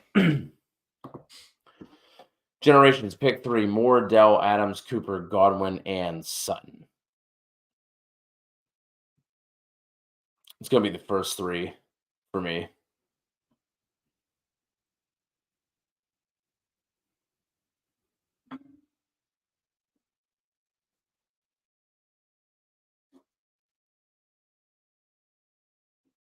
Yeah, agreed. Do you think Flacco can salvage the Browns QB situation?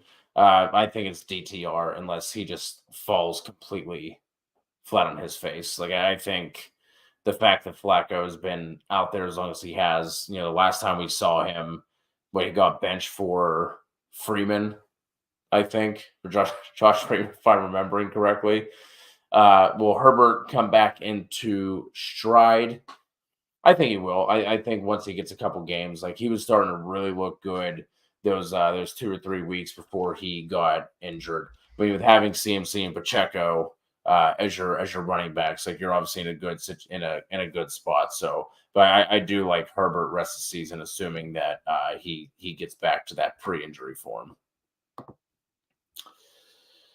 Will Hayes, happy Thanksgiving to you guys. Happy Thanksgiving to you. Let's not forget, go Mizzou. I always forget there's like 3 Mizzou fans, and 2 of them are constantly here in the stream. Hey, just to put it out there, who is ranked higher right now? Is it Mizzou or Penn State? I mean, who is it or who should it be? No, who is? I mean, there's no question Missouri should be. There's no case for Penn State to be ranked higher than Mizzou, but all right. Daniel, would you do AJ Brown for DK and Chase? I would not. I want AJ Brown. No, yeah, absolutely, yeah. And I will say the projections keep pointing to it. I hope it happens. I really want to see Mizzou versus Penn State. I think that just I think it'll be fun. New Year's Six Bowl. I want to see it. Yeah, it would be fun. Stuffing and pumpkin pie. See, stuffing, baby. Let's go. I'm not a fan. Pitts or Likely? I'm going Likely. Yeah, I'll go Likely here. Don't have to wake up early for work. I'm gonna enjoy the pumpkin pie at the Cool Whip. Now, which one's the Cool Whip? Is Cool Whip the spoon one or the spray? Which one's? Yeah, Cool Whip's out of the container. Okay, the one you spoon out, right? Yeah. Yeah, I'm more of the. Is that called like Ready Whip or something like that? Right. Yeah. I think that's the brand, but whatever that is, that's. Why don't you just speak for yourself? I've never done that one. Dustin Poole, hey guys, I do flex. Full PPR: Keaton, Charb, Adams, Downs, Reed, Charbonnet, and Devontae Adams. Ashton got another one for us with another super chat. Appreciate you, Ashton. B-Rob, Singletary, Charbonnet. Not sitting Charbonnet, so it's Brian Robinson, Singletary. I'll say this, since you're obviously going to know one way or the other. If Antonio Gibson sits tomorrow, I'm going to sit Singletary. If Antonio Gibson were to play, I think I would sit Brian Robinson.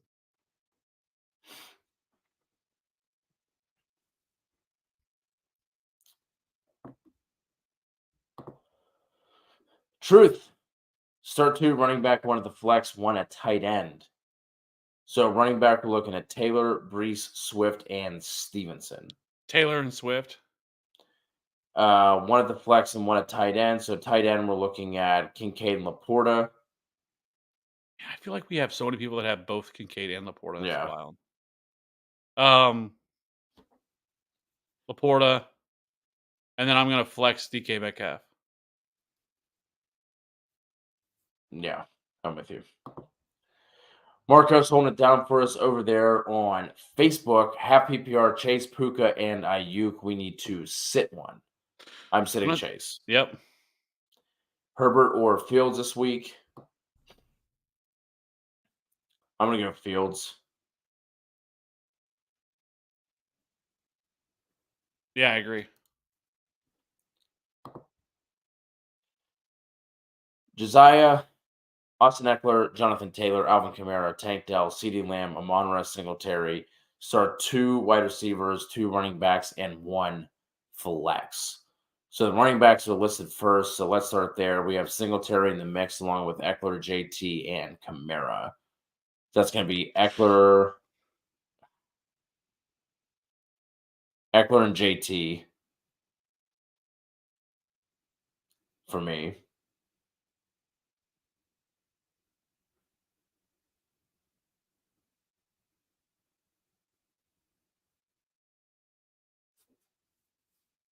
I'm going to go JT and Kamara. And then I'm going to do all 3 receivers. I can't sit any of them for any of the running backs. Yeah, I can't almost say sit Austin Eckler, but yeah. The Reborn Jungle, Bijan or Brees this week and rest of season.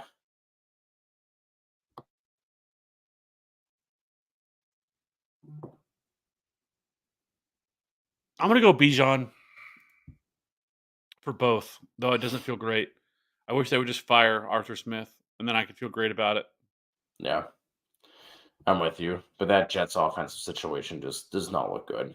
And the other thing with the Aaron Rodgers, like he was like looking to come back, but only if they were in the playoff hunt, and like they just keep slipping further and further away from that. Like there's no chance he comes back.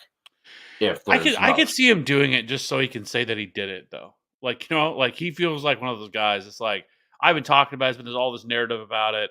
And then, I can see him coming back. Now, do I think he comes back and like plays like the last 3 or 4 games of the season? No. I think at that point, if they're out of it, I can see him just come back for a game and then just shut it down.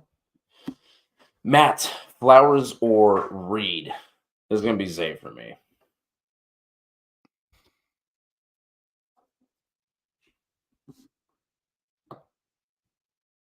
Oh boy. Yeah, it's Zay Flowers. Wow. I'm genuinely shocked. Augustin, who do I start? Wide receiver 1, 2, and flex between Smitty, Zay, Addison, T, Scary Terry, or London. Happy Thanksgiving, by the way, guys. Hope you guys have a good one. Same to you, Augustin. For me, it is going to be Smitty, Zay, and Terry. I agree. Two Zay Flowers in a row for you, Kim. Truth. Other league, this one is tough. 1 wide receiver, 2 running backs, 1 flex. Dell, Evans, Olave, Lockett, Dotson, McBride, Pollard, Achane, Jacobs. Kelsey and Keenan are locked in as starters. So Pollard and Jacobs for the 2 running backs. Yeah. Dell for the wide receiver. And then the flex, I'm going to go with Mike Evans. Yep. I'm with you. Joe, non PPR pick one wide receiver, one flex. Warren, Singletary, Hall, Olave, Puka, starting Allen, Gibbs, Kamara.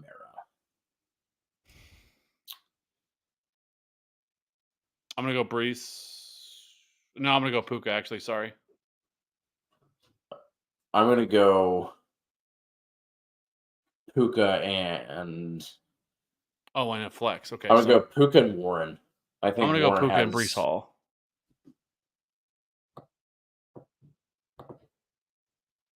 Skyward 4. Have PPR in 3. Have Hurts, JT, Bijan, AJB, Puka, Hawk, Swift. Kyron on the bench, thinking about selling Puka and Kyron or Puka, Swift for wide receiver for playoffs. Any good targets? Was offered CD for JT and Puka. Thoughts?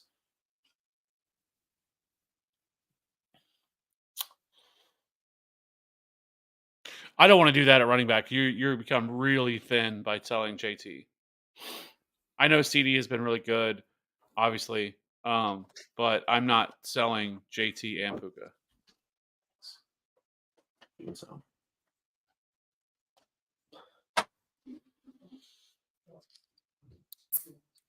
Oh, I thought it was Carson there for a second.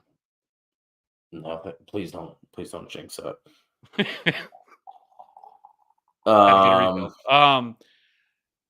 So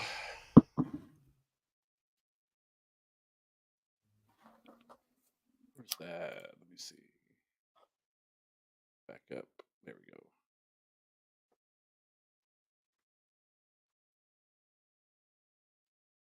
Yeah, because I mean, if I do think that.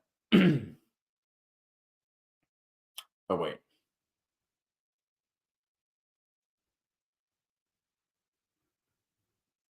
I still think you should be able to get a little bit.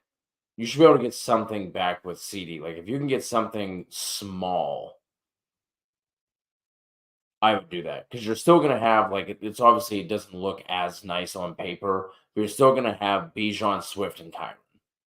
I do think that Kyron ends up coming back and he eventually, after a week or two, gets the same workload that he had been getting at the beginning of the year. So I think if I could get like a small bench piece type, because obviously JT has been up and down, Puka has been up and down. So I don't think you're gonna get a starting piece. But I think if you get something small, I would think about doing that deal. And then being able to roll out CD and AJ Brown with TJ Hawkinson is a really nice trio. And then I think your RBs would be good enough. Because JT, some of JT's workload and his usage has been pretty frustrating as well. To where it looks like we're gonna get this massive JT week, and then all of a sudden, what was that, 2 or 3 weeks ago, where he popped off in the first half and then had 2 carries in the second half after that. So just been a little frustrating with him. So I think I would highly entertain that deal.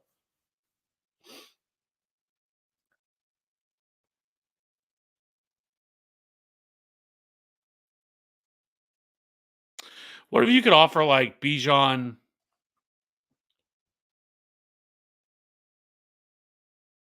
Bijan, Puka, and Kyron? Would you do that? And maybe ask for something on the back end and not have to move on from JT? The thing is with JT, so I get where you're coming from. That was week 8, I think it was, where he played 61. Or that might actually been week 7, actually, when he did that. But anyways, the last 2 weeks that he played for bye, he played 75% of the snaps and then 89% of the snaps in week 10. He handled 88% of the rush attempts, ran 79% of the routes, saw a 23% target share. He's handling 100% of the 2-minute snaps. He is basically the long down and distance snaps. He played 89% and 80%. He is just back to being that dude. It's that's what it looks like the last 2 games. And I don't think anything's really going to change from there. And so it's tough to give up somebody that's getting that kind of workload Where Bijan, obviously, we know is kind of all over the place, right? And we kind of talked about it with him, with anyways. And so, like, if I don't have to give up, like, I would rather take some of these other pieces maybe and do something like that. But and maybe, like I said, like trying to get more on the back end for something like that would maybe something that I would rather do than giving up JT. Like, I don't hate it at all, but it's just not like I just hate giving up Jonathan Taylor.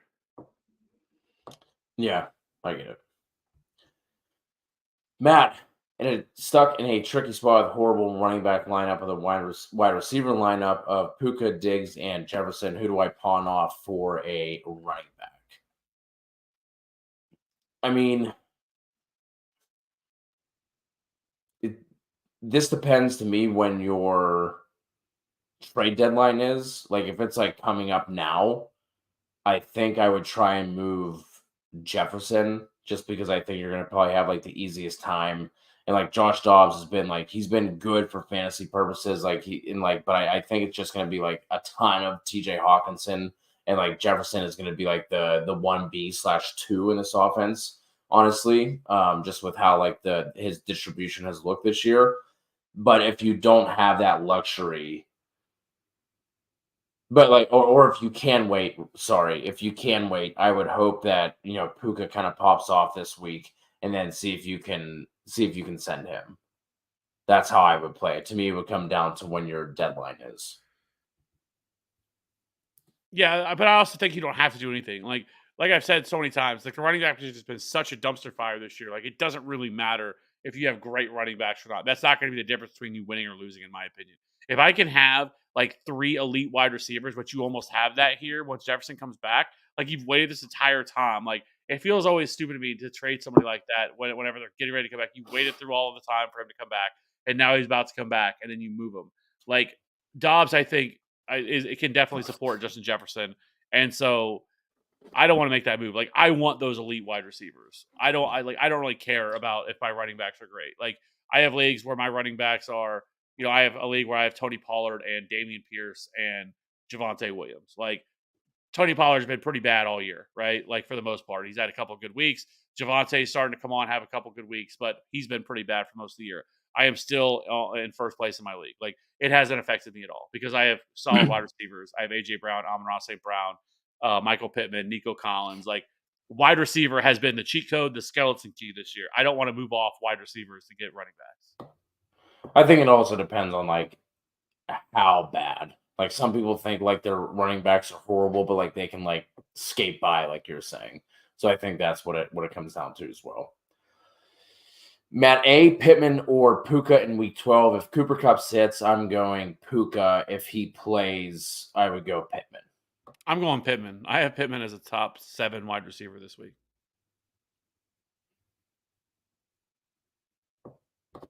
Andrea, happy Thanksgiving to you. Uncle Ted, I see your comments, but we're running a little bit behind, so gonna skip past them. Although I do think with what you were with some of these, I think Tanner Hudson, for people who are looking for tight ends, makes the most sense out of that group, just because like Luke can't trust, and Donald Parham you can't really trust either. But I think Tanner Hudson is an interesting call. Actually, just added him, and Scott Fishbowl made the playoffs, but it sucks because I also lost Joe Burrow. So I literally almost thought about hitting up Scott Fish and just being like, hey man, just give my playoff spot to like whoever was next in line. Like, with losing Joe Burrow, like that's going to be really hard to come back from. So now I'm rolling out Baker and DTR. Yeah, and I don't think Schoonmaker that anything's eye opening about that. Most of that was some of that was in garbage time. I mean, they were absolutely annihilating the Panthers. So I think it's still 100% Jake Ferguson's job. And if, like I've said, if I'm going of all these guys you just listed here, I really don't care about any of them. Like Parham, like he's only really utilized much in the red zone. Like he's not like a yards after the catch type of tight end or anything like that. Gerald Everett should be back here soon anyway.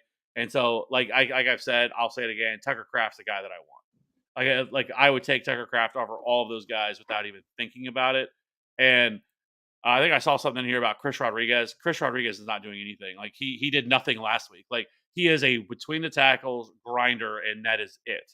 That is all he provides. And Brian Robinson's completely healthy. Brian Robinson was an absolute workhorse last week. Handled almost all of the snaps, all of the RB touches, all of the routes. Like I have Brian Robinson would have to get hurt for Chris Rodriguez to even be a thing. Like that, who has to get hurt, and I still don't even know if that would happen because Antonio Gibson's still on this roster. So I don't I'm not concerned with Chris Rodriguez at all.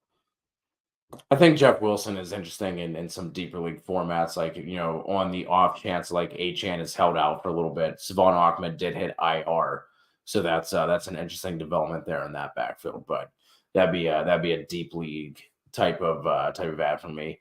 AP rocking with us. Need 2 running backs, 2 wide receivers, and a flex. Cup, Smith, Waddle, Hollywood, Reed, Henry, Pollard, Warren.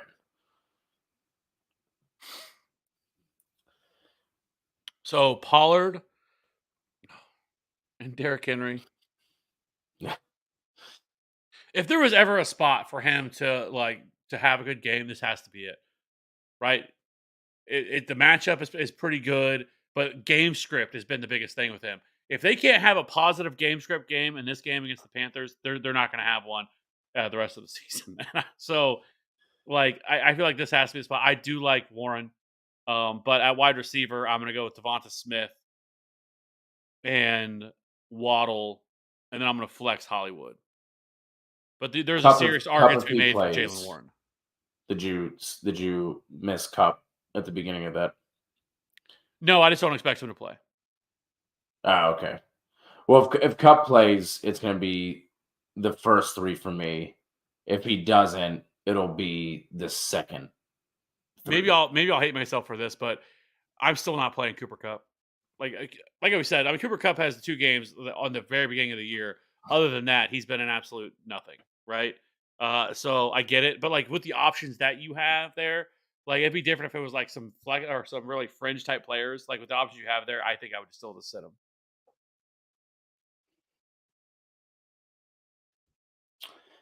Hill or Kincaid for our guy Joe. I feel like after a Thursday, Friday games, if I need to chase points, I should go with Hill. Thoughts? I don't mind that.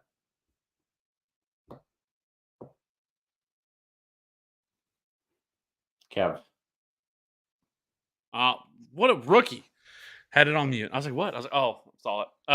It's Dalton Kincaid for me.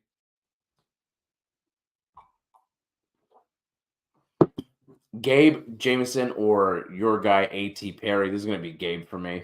Ooh. Finally, little A.T. Perry love.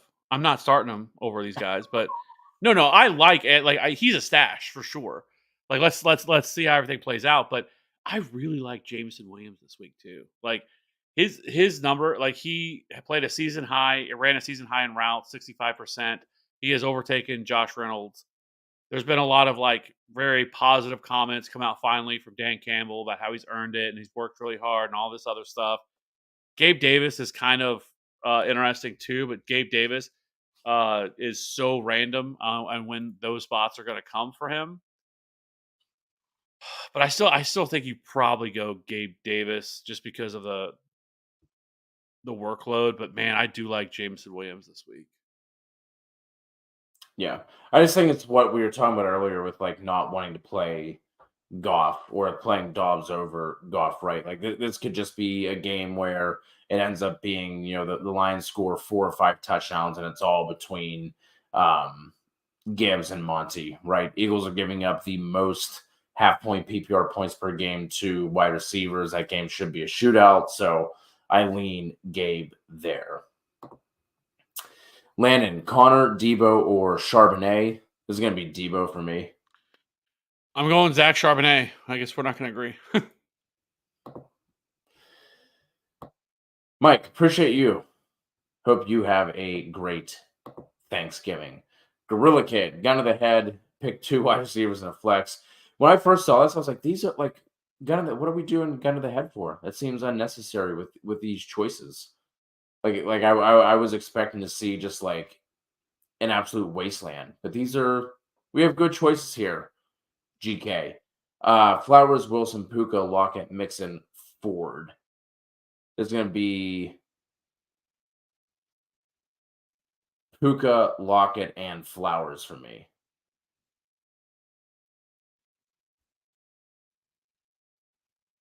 I'm gonna go with Puka,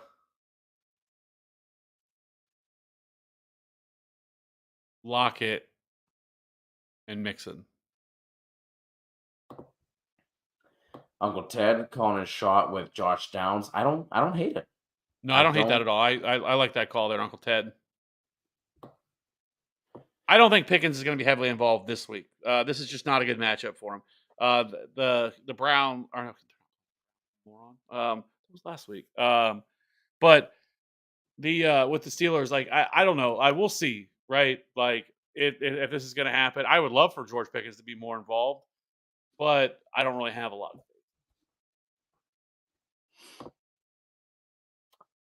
Just a random kid. You guys hope you're having a good day or night. Should I trade Rashad White for DJ Moore? No. Well, I guess it really depend on what your situation looks like. I think they're kind of similar in terms of like type of asset they are. Yeah, random. If you're still rocking with us, let us know what your squad looks like. This one to me is like very team dependent. Spray whipped cream. Yeah, it's so much better. And you can just, That is one option. That certainly is an option. DJ Moore, top 5 wide receiver with Fields.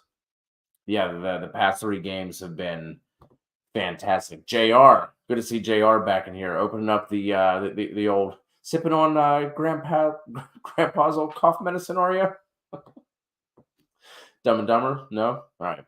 Justin Fields or Dak Prescott? I lean Dak on this one.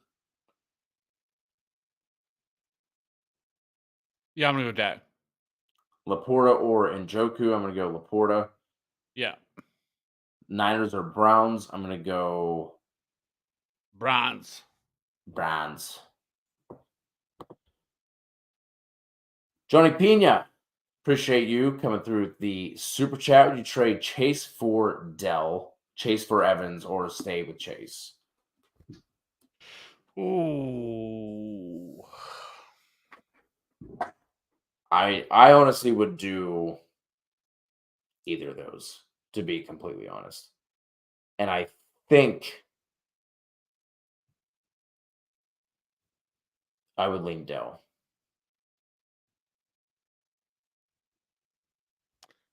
The only argument you could make would be the opposite to that would be we tend to see quarterbacks like that really lock on to like one player and just fucking pepper them with targets. Like, is it possible that we see Jamar Chase just start to see like 12 to 15 targets every single game? Just the guy just absolutely just peppers them with targets. Like, and Browning, I will say the thing is I'm not sure of is Browning. I will say didn't look bad against in the opportunities that he got. Now it wasn't a No, he lot, looked okay. right? So like if he can be functional, that's where the things change for this offense. And then not that they're going to be like winning playoff, going to the playoffs, do all this other stuff. I don't think that's happening, but that's where you feel better for Jamar Chase and like where like I like Tank Dell a lot, right? But Tank Dell's also been up and down. He's been a little more hit or miss.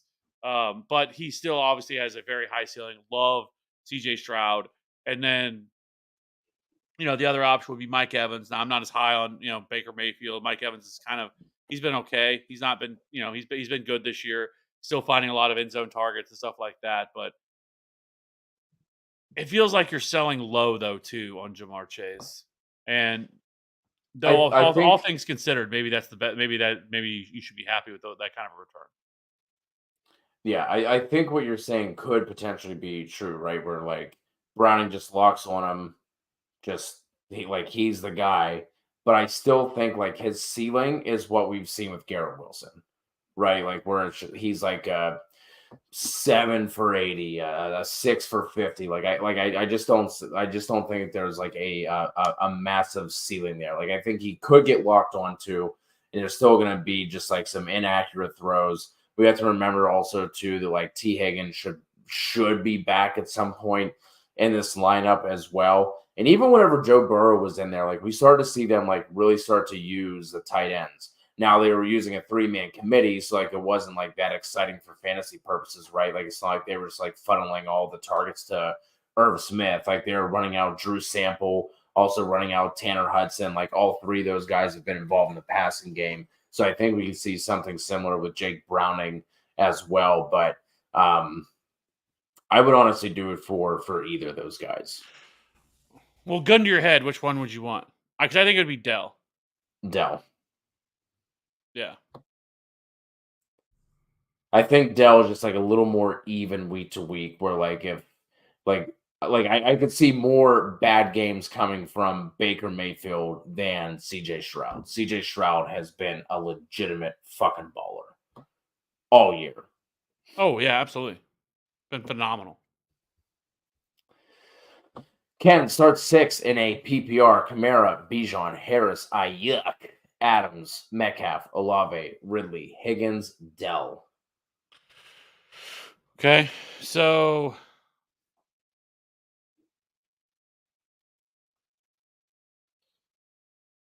Dell, Ridley. Golly, man. So it is Bijan, or it's Kamara, Bijan, Dell, Ridley, Metcalf. That's 5. And then Brandon Ayuk.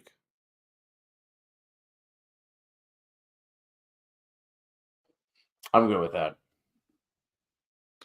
Man, yeah, I mean, I know it's hard to say Devontae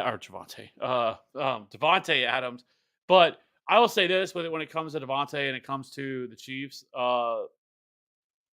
L'Jarius Sneed has been excellent this year, locking up posing. I mean, he was the one that was all over that locked down AJ Brown this past week to 1 catch and 8 yards. Like you look at his game log every single week, he is shutting down the team's number 1 wide receiver. He has done an excellent job. So that's what would concern me with Devontae Adams. That's why I'm actually a little bit lower. So I did see Mike Clay put out that it's been 9 games in a row that L'Jarius Sneed has shadowed. Yeah. So it would obviously make sense because Jacoby Myers has been okay whenever it's been Garoppolo, but obviously you're not worried about like if Jacoby Myers beats you, then so be it. So I'm with you. I think he does shadow Adams and shuts him down for the most part. We got Andrew coming through. Good to see Andrew in here. Start Jaden Reed, Amari, Pickens, or Zay Flowers in a non-PPR. I'm still going to go Zay Flowers here in a non-PPR. I'm going to go Jaden Reed in a non-PPR. Too hype. Happy Thanksgiving to you. 2 running backs, 2 wide receivers, and a flex. Mixon, Hall, Hill, Metcalf, Thielen, AJ Dillon, Ford. So Breece,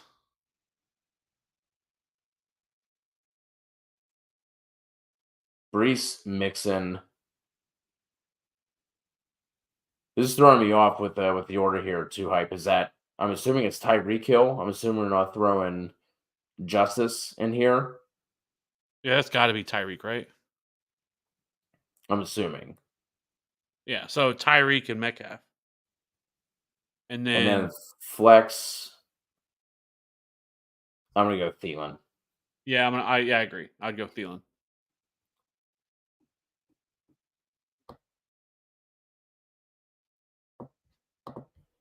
Another one here from Andrew. Start a tight end between Laporta or McBride. I think it's Laporta for both of us. And then start a DST. Titans, Bengals, Browns, Lions, Colts.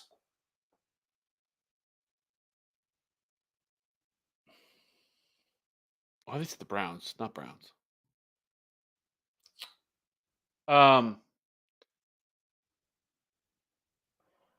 I'll go Broncos at home. Like they've been playing better than what they had, obviously after getting 70 points hung up on them, and it is DTR. So I'm gonna go with Broncos at home. Yeah, I'm good with that. Browns with Dolphins. This is Dolphins. Fins. Truth. Same to you. Thanks for rocking with us. Yang, Hurts, or CJ. I'm still going to go Hurts here. Yes, I'm gonna go Hurts. Brandon Cooks or Downs is going to be Downs for me. Boy. Just with being nervous about like if they, like you said, a pick six, a Pollard, 50-yard, 30-yard run, CeeDee Lamb getting his, a random tight end touchdown. I think Downs is more reliable or the Yeah, safer one here. I'm gonna go. Yeah, all right, I'm good with that. Let's go Downs. Monty, Bijan, Connor, Singletary. Um, Monty. Monty for me. Assuming we just need one out of each of those. And Yeah. if you needed one more, it would be Bijan. Oh, AO. Let's go. Start 3 in a PPR. Appreciate the super chat, by the way. Chase, Dell, Evans, Ridley, DK. This is going to be Dell, Evans, and Ridley for me. I agree. And then Is there another one there too? Charbonnet or Connor. It's gonna be Zach Charbonnet for me. Charbonnet for me as well. Happy Thanksgiving to you, AO. Appreciate you coming through with the super chats. Good to see you in here. Hope all of you have a good Thanksgiving. By the way, not just the super chat people. And yeah, well, and even if you don't celebrate Thanksgiving, enjoy watching football. Very least. Yeah. Maybe you don't celebrate. Some people don't. And if you don't, yeah, at least you get all day football tomorrow. It is weird, isn't it? With like, I don't know, we don't have time. We don't have time to get into it. Never mind. Will, should I drop Leonard Fournette and pick up Zay, Curtis Samuel, or Christian Watson? I think you can. And, especially now with Kev, your boy, Ty Johnson. We have seen some life out of Ty Johnson the past, what, 2 or 3 games. I would do it, and I would lean Curtis Samuel.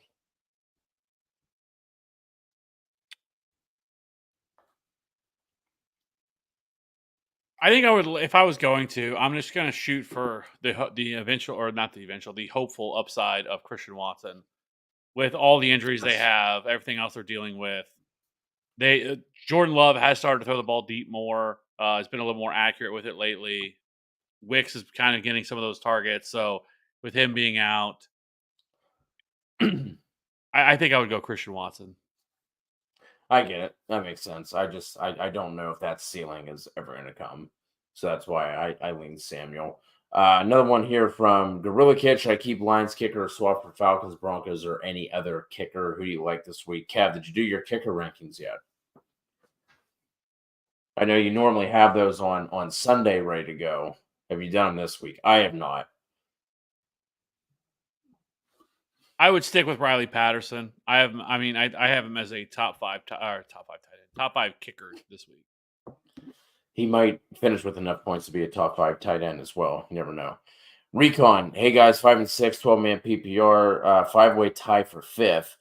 Field, Stafford, Mixon, Kamara, Jones, Jefferson, Puka, Nico, DJ Moore, Waller, Pitts, likely, Cowboys, D, and kicker. Between the 3 tight ends, who do I start? I mean, Waller obviously isn't I don't think he's been activated that I have seen. I would go likely over Pitts.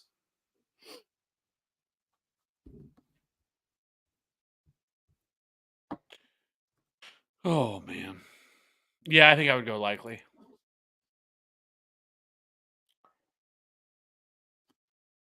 Sorry, I'm just trying to see if there was anything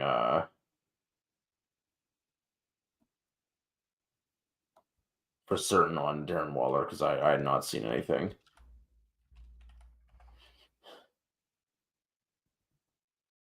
He has he can't even return yet. He's on injured reserve. They just placed him on it not that long ago, so he can't even return until week 14. So okay, yeah, I knew he was due soon, but I wasn't sure when that was coming up.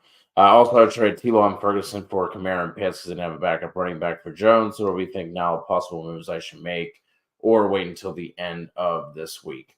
I mean, I think as far as like your overall team goes, like there's nothing that I'm looking at that like really stands out to me. Like the fact that you got Likely, I think kind of like shores up your tight end position.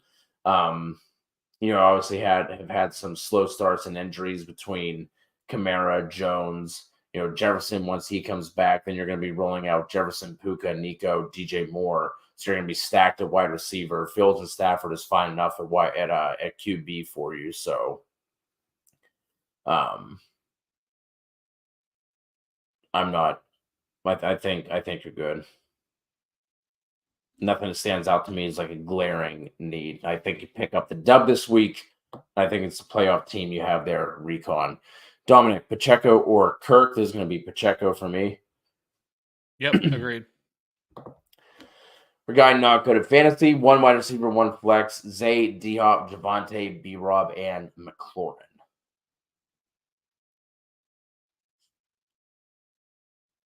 I'm going to go McLaurin.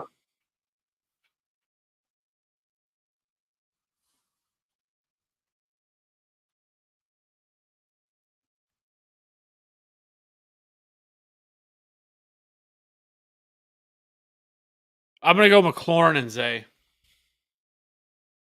Ooh, let's go. Don't need to tell me twice. Brady, Jalen Warren, or Josh Downs this week. I like Josh Downs here, This is assuming it's a Jalen Warren. PPR.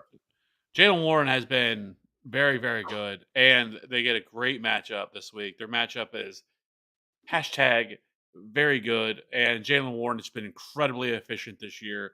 I have Jalen Warren probably higher than consensus. I have him as a top 18 running back. But the matchup is really good. The Bengals have been dreadful against the run, actually. They have allowed a 5.06 yards per carry, the highest rate in the league. They have also allowed the sixth highest explosive run rate, and the 5.8% touchdown rate ranks only behind the Giants. And the 2.20 yards after contact ranks sixth highest over the last 4 games. So, fantastic matchup for Jalen Warren this week. So, Sorry, I couldn't help you out there. Brady, Jocelyn, hey guys, how's your day going? I'm ready for this great day of Thanksgiving filled with food, family, and football. Triple F's. You gotta love it. Our day is going well, Jocelyn. Hope you are having a good day as well. Cubanito, good to see CA in here. Full PPR flex, Debo, Pacheco, or Warren. I'm gonna go Warren, or I'm gonna go Pacheco. Sorry. Pacheco for me as well. Puka doesn't play Reed or Likely in the flex. I think Puka's going to be fine. Yeah, and obviously you're not going to be able to read. Wouldn't matter because he would already have played. We can't, and there's no way I'm playing Reed over Puka because I don't think I think 100% think Puka plays. So Xavier, Henry, or Connor. I'll play Derrick Henry. Derrick Henry. I mean, I feel like this is the most that we have ever like this just this year in general. Kev has been the most that we've ever said Derrick Henry, and of course, it's been his worst year. Just I know how it goes. we've been like the front runners of the Derrick Henry fade train. Cluck off train. Yeah, and then when it finally happens, we're like, oh, Yeah, I'll play Henry there. Yeah, this year, Derrick Henry, he's a top 8 running back. Draft him as such. And I wish we could track this too, but I feel like everybody that has Laporta has Kincaid. Like everybody, that is the most common question or grouping is Kincaid and Laporta for like the past 3 weeks too. Yeah. Kincaid, Laporta in one league. I'm gonna go Laporta. They're very close. I have Laporta at 4. I have Kincaid at 5. There is a case to be made for both of them. The case against Laporta would be that you think that the Lions just smack the hell out of the Packers tomorrow, and they don't have to throw the ball very much. Kind of where we've seen Laporta drop off the last couple of weeks, where Kincaid has just steadily been involved within the offense. That game is definitely going to be a game that for the Bills that I don't think you are concerned with that type of things happening. with a matchup this week against the Eagles. So and you could beat the Eagles through the air. So there's definite case here, bull case on both of those guys. I think it's very close. Where maybe you could say I think actually you could make a case that I think Kincaid actually has a higher ceiling than what Laporta does. Then for the other one, I'm going to go Ferguson over Njoku.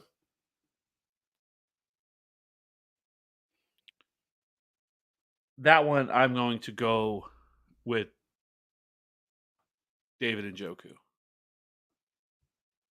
But again, also very close. All four of those tight ends are top 10 tight ends this week. Yeah. Richard, standard needed flex, Ford, Mostert, Charbonnet, or Connor. Mostert for me. Agreed. Question here from Jocelyn, 12-man PPR, 3 wide receivers and a flex. We need 4. Chase, Collins, Lockett, Waddle, Smitty, and Demario Douglas. Oh, man. I'm going to sit Chase and Douglas. I'm going Collins, Lockett, Waddle, and Smitty.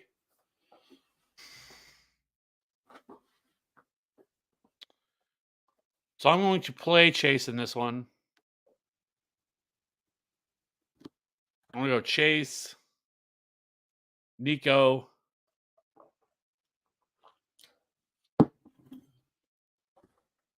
Waddle, and Devonta Smith. Gino or Kyler? I'm going Kyler. Absolutely. Mike, who should I start at the flex? Reed, Godwin, or Noah Brown? This is going to be Jaden Reed for me. I'm going to go Jaden Reed as well. Murdoch. Good to see Murdoch in here. Someone dropped Javonte worth a pickup. Yes, Raiders are killing with Jacobs' lack of targets. Definitely picking up Javonte. I'm assuming if Javonte is dropped, we're talking about a smaller league. So you should have someone that you could drop for Javonte. The fact that his workload has been ticking up, I can't believe now is the time that somebody dropped Javonte. But yes, definitely worth a pickup. D-Dub, Gobble Jets. Start 3, Saquon, Pacheco, Ramondre, and Warren. I'm going to first. I'll sit Ramondre. Ooh! I'm going to sit Warren. Worst game for Thursday, Friday. The Black Friday massacre of the Jets. Yeah, I think so. I mean, you're talking so most of these games, at least with the other two, the 2 games tomorrow, the first 2, they have high totals. The Commanders game, I think it's 49. The Commanders for Cowboys, and then the Lions is 47.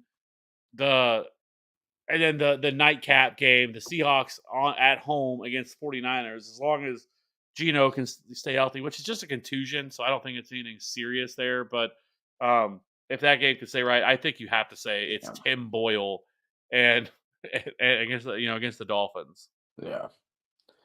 Also didn't realize that line in the Seahawks-Niners game moved to 7. The Hawks are 7-point home dogs in a divisional matchup. That is wild. Home dog never fails. Divisional home dog too. That one's crazy. Evan, should I start Kupp, McLaurin, or Wilson for my wide receiver 2? Kupp if he plays, McLaurin if he does not. I'm gonna go McLaurin. Would you go McLaurin even if Kupp plays? I think so. McGuire, good to see McGuire in here. Bijan, Olave, Tank, Dell. This is going to be Dell for me. Agreed. The top 3 scores at each position for fantasy in your opinion this week. Man, top 3. Let me see here. Started quarterback. It's going to be Dak, Hurts, and Mahomes for me on that quarterback. I'm going to go Dak, Lamar, and Hurts. Running back,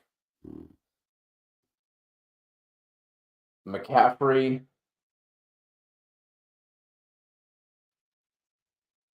one of the Lions running backs, and you know what? Fuck it. Tony Pollard.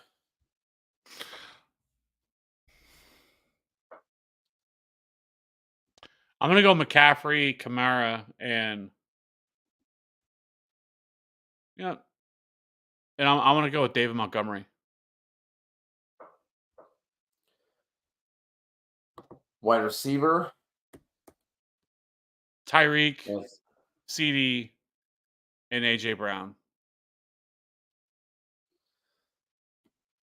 AJ Brown, Diggs. I have to say CD. Like I can't get cute. Like I think like you could make a case just with if Dallas just jumps out to a really quick lead. Kind of like what they did last week where CeeDee Lamb just like didn't have that great of a day. I think like you could, but I'm not gonna try and throw that out there. And then tight end, I'm gonna go Hawk, Kittle.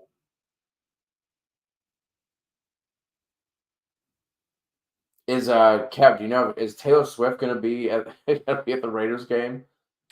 I If don't think Taylor so. Swift is there, is Kelsey. If she is not there,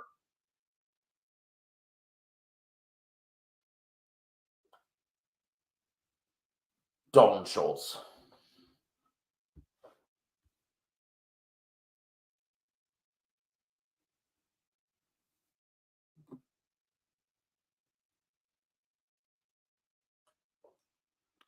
No, I think she's gonna be in Brazil. As I'm looking at her concert schedule, she plays in Sao Paulo, Brazil on Sunday. Yeah, Kelsey is not a top 10 tight end then. Adjust your rankings. Adjust them accordingly. I'm gonna go Kelsey, Hawkinson, and Kittle. Xavier, which three out of Lamb, Chase, Puka, and Thielen? I'm going to sit Chase. I'm gonna sit Thielen. This is Purdy. Purdy for me as well. Lockett, Rice, Connor. Jesus, I'm not sure how many we need here. So I would rank them. I would go. I would put them in the order that you have them. Or actually, I would go Lockett, Connor, and then Rice. I would rank it probably the way you have it. Crushing Shaheed or Deontay Johnson. This is Deontay. I would go Deontay here as well. But I do think like if you need to just like swing for the fences, I think Rashid Shaheed is a nice dart throw. Another one here from Augusta, need a wide receiver 2 and a flex. Ayuk, Puka, Olave, Debo, Downs. Amon-Ra is wide receiver 1. Goddamn right he is. Ayuk and Puka for me. Yep. Start Hollywood Brown with Kyler, or will he only give me 2 points? Space. Let us know what other options you have at wide receiver, and then we'll let you know. Is Taysom Hill worth a drop? I mean, he kind of is what he is, right? Like I think that also depends, Andrew, on one who you would drop him for and what your tight end situation is. So like you can keep rolling him out at tight end. I think the fact that now with Michael Thomas being out, like that could potentially open up more targets for him on top of what he's been seeing, obviously as a runner and a quote unquote quarterback. So it just really depends what's available. Sorry to give you kind of like a non-answer there, but like that one just really depends on who it's for and what your other tight end option is. I think if you had, I mean, The only thing with Taysom that I will say is I mean, he's a pretty much like a top 10 tight end at this point. I mean, let's keep Yeah. it real. Tight ends are have been god awful for the most part this year, but they are every year. So unless you have like a Kelsey or a Hawkinson or a Kittle, something like that, where I'm just like completely secure, I'm starting those guys five with confidence every week, then yeah, you could drop them. But if you don't, then no, I'm going to try to hold. Whoops, didn't answer this one. Another one here from Jocelyn: Kyron or Mitchell? I'm gonna go Kyron Williams on this one. Yeah, for sure. Roger picked between McBride and Taysom. Who do we recommend? Trey McBride. Going McBride there as well. Another one from Roger. Who do you put in a flex in a PPR? Hollywood, Wilson, Jaden Reed, or Higgins? I would lean Hollywood over Reed by a smidge, but it's really close for me. Yeah, I'm going to go Hollywood there too. Reed or Douglas is going to be Reed for me. Times two. Fields or Herbert? Fields for me. Yep. Is Browns a good defense to start this week? Yeah, depending on what other options, probably like with having no buys this week, depending on your league size, it's probably not like a better waiver unless like the Dolphins are out there potentially. But I think the Browns are absolutely fine. And only thing I would say with the Dolphins is their next 4 games are phenomenal. Like, Yeah. yeah. Yep. I agree. Andrew, context, I have current IR, current tight ends McBride and non PPR. Yeah, then if you have to drop someone to activate Kyron, I think you could drop him if you have McBride. Yeah. Evan, PPR flex, Mixon or McLaurin? I'm going to go McLaurin on this one.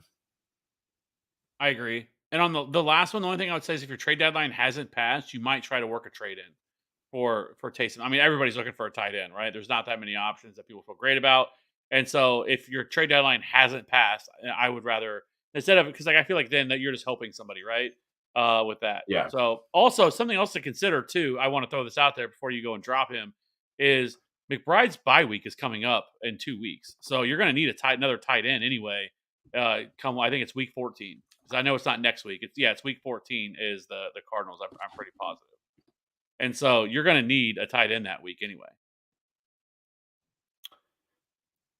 Space has Reed, Metcalf, Hollywood. If we only need one, it's going to be Metcalf.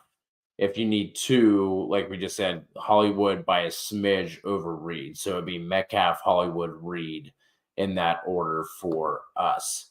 Eric, rocking with us. PPR League got offered Jefferson for either Nico or Dell. He's also asking about Jalen Warren and Dell. Your thoughts?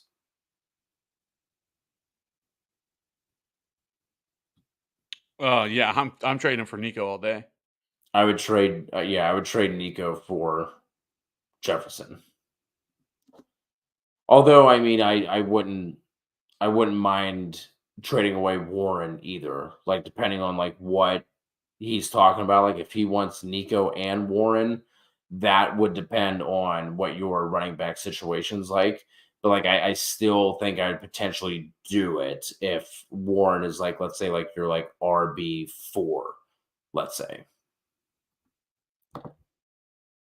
Jackson, would you start Mahomes or Goff? Still going to leave Mahomes on that one. I know he's not been what you expected with likely taking him in like the second or third round, but like that's still going to be Mahomes for me. Jaden Reed or Amari Cooper, I will go Jaden Reed here. Yeah, it's Mahomes easily, and then Reed. Para, Brees, Wilson, Flowers, or Pittman. That is going to be Pittman for me.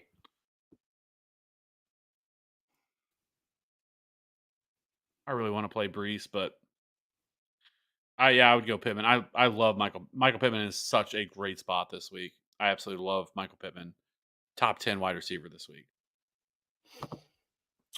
And then also to throw some context on this, I asked Roger who else he had, and it's Jalen Warren and Pacheco. Are you starting Achane over Warren or Pacheco? No. Agreed. Space. So these are good starts at running back. Eckler, Ty and Kittle. Maybe that's supposed to be are these good starts right now. I'm assuming that's Austin, Tyreek. Unless there's a different Ty that I'm not thinking about. Kittle, Kincaid, QB Murray, then Reed and Metcalf. Yeah, I like that. Kyron or Derrick Henry?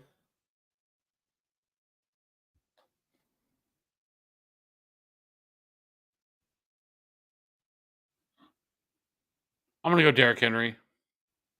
God, this feels so wrong.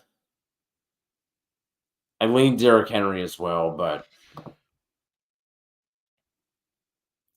this used to be the Derrick Henry hate show, and it's not been that way this year.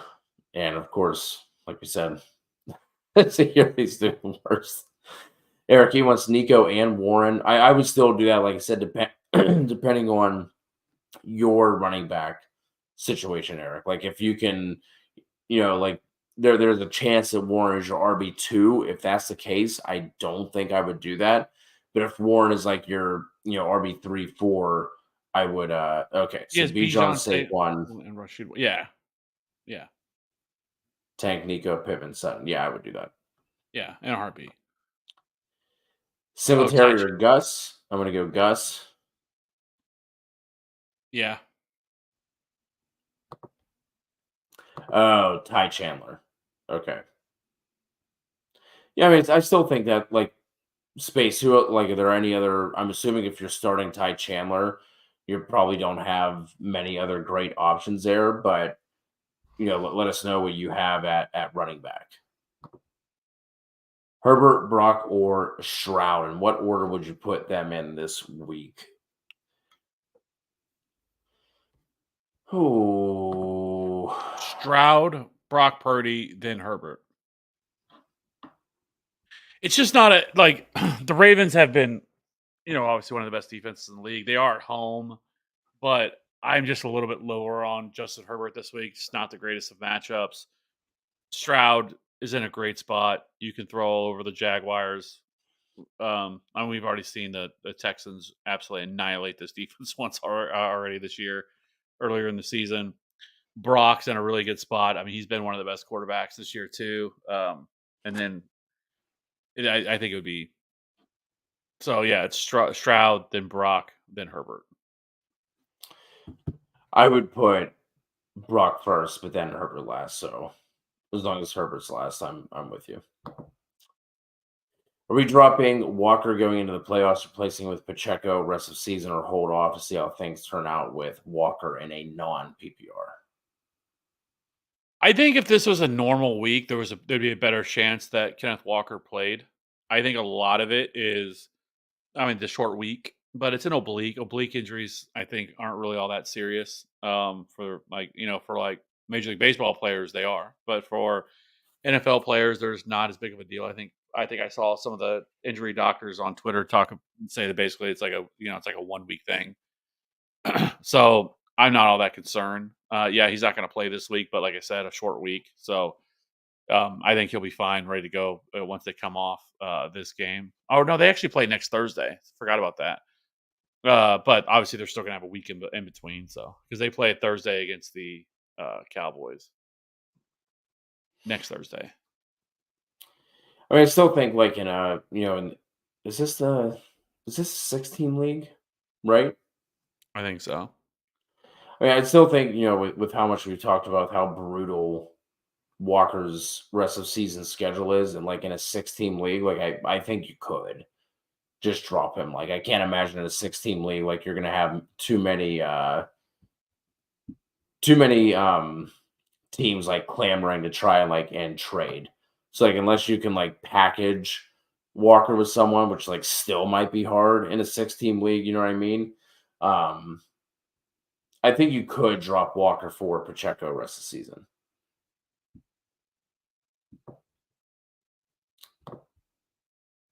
Austin Chandler Walker, yeah, Walker is not going to play tomorrow, so you don't really have another choice there. Space, Isaac rocking with us. Dobbs or Purdy. That's going to be Purdy for me.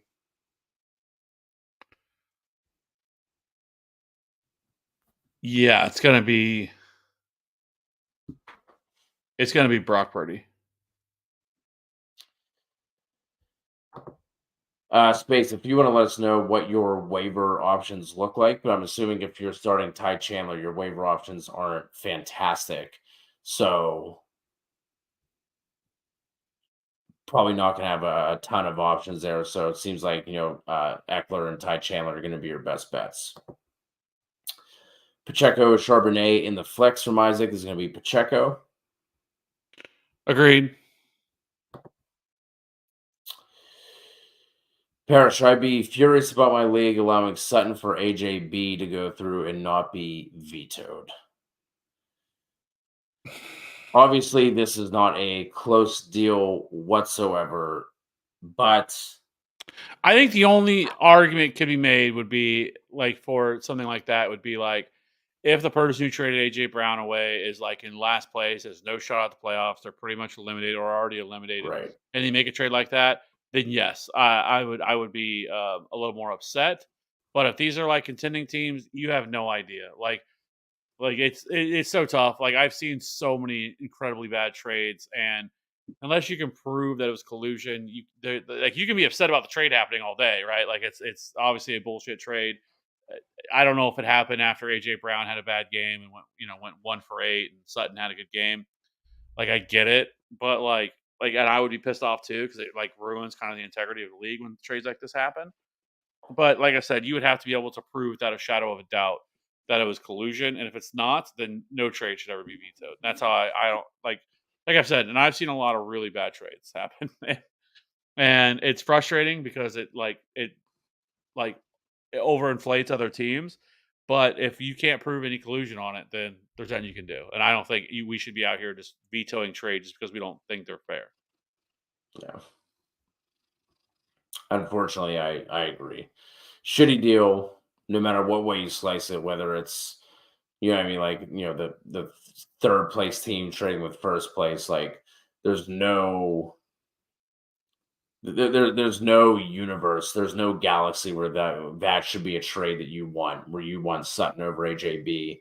But the only way that like that should be vetoed or put up for a vote is if it, like Kev said, you have like a team with 1 or 2 wins, it's clearly out of the playoffs, not going to make it, and they trade AJB to the first or second place team. So after the 1.8 game guy trading away, there's no chance for the playoffs. Guy game is 9-2.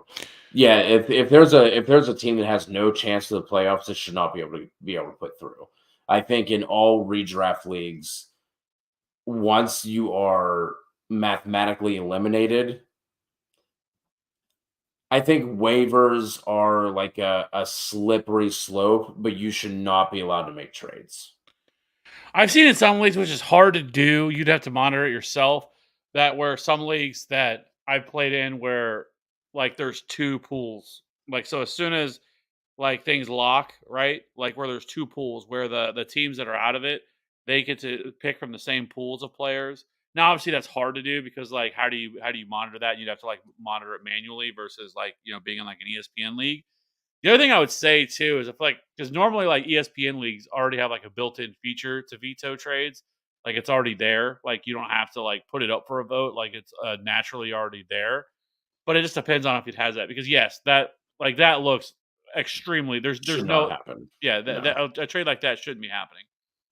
Like I said, like it's one thing if it's week 3 and a trade like that happens, then it's like, well, you're an idiot. But like something like that looks extremely suspicious. There's no world that trade should happen, especially for a team that's out of the playoffs or versus a team that's 9-2. Like that completely wrecks, the integrity of the league, and I would be saying something at that point. And you really hope the person getting AJ Brown is not the commissioner. Yeah, it's even sketchier. And then maybe you do. Maybe if you guys Right. have like a chat, or like I 'cause, like again, I know ESPN has a built-in chat now. Like I'd be putting it out there. I'm like, how is this? How does anybody view this trade as fair? Like, how is this happening? Especially if it's a money league, then I really have a problem. Yeah. And it's not even like, to me, the fact of like the team that traded away AJ Brown has no chance for the playoffs. It's not even about like a deal being fair. Like that to me could have been like AJ Brown for like whatever, I don't know, Tyreek Hill. Like a fair trade, right? There should not be a team that's out of the playoffs trading with a team that is in the playoffs. Like it just shouldn't happen. Once you're out, you don't get to make any move, like especially any trades. Like I said, waivers are kind of like, I don't know, like you don't want people to like not be paying attention to the league or like setting lineups, but trades should not happen. Speaking of trades, Isaac traded Cook for Devonta. Is that a win? For the immediate, yes, because I think Goddard has a chance. I think I saw that they're kind of thinking that he could return week 14. So for the next couple of weeks, yes, it's a win. But once he comes back, it's going to be a little bit slippery from there. But yes, Yeah. I still think it was a good trade. God. Space, should I pick up Fields for Gino? If this is the league where you have Kyler, I would still play Fields over Kyler. If this is a different league, I would want Fields over Gino, but I would not. I would not pick up two quarterbacks. Locane, appreciate the super chat. Thank you very much. One quarterback, two running backs, two wide receivers, a tight end, and a flex. Need to set the lineup here for Locane. Start of the quarterbacks, Kyler T. Law. That is going to be Kyler. Yep, Kyler, and then J JT and for Monty. Monty. Wide receivers, Tyreek and Keenan. Tight end's going to be McBride.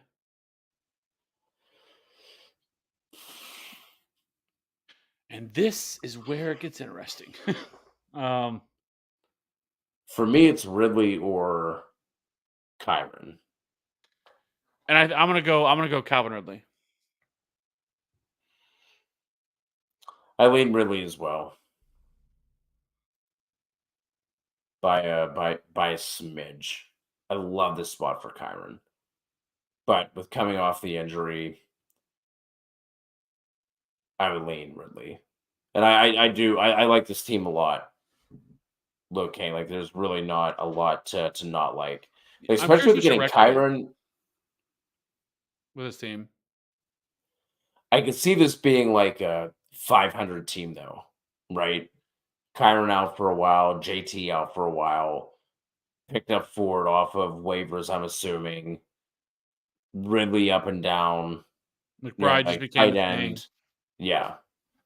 I can see, Kyler obviously been out. T Law has not been good outside of like last week. So I think it's a strong playoff team. Like now that you have all these pieces coming together. This is one of those teams that that started the year rough, and then all of a sudden just starts to come on and just wreck shop.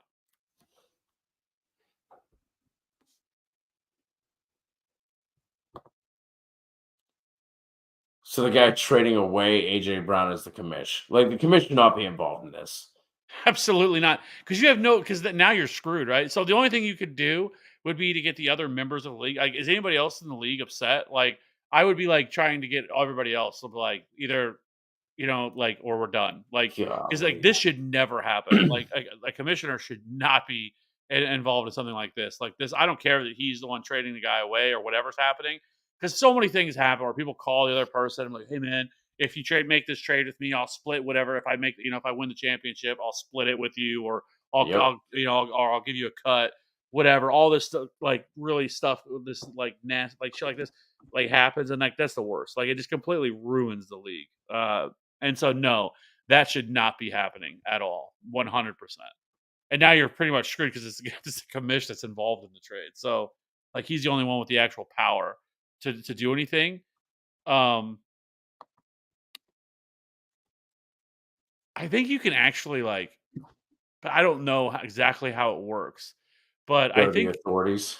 well, no, like, you can actually contact, like, ESPN or Yahoo or something like that, and but I don't know how that would work. I don't think they would actually do anything, but you can I think you can email them. But, yeah, I think that's what start a coup. That's what you gotta do. Like, you gotta get, like, the whole league involved. Like, and Pitchforks, yes. And, like, torches. because like, that's the dumbest thing I've like that as a response that he outscored him last week. You know? Like, that is ridiculous. Like, who cares? Like, that clearly anybody with a brain says that AJ Brown is way more valuable, the better player than Cortland Sutton is, right? Like, there's not a world where those two exist. AJ Brown has been a top 3 wide receiver the entire season. Cortland Yeah. Sutton is more of a, you know, is in that 36 range.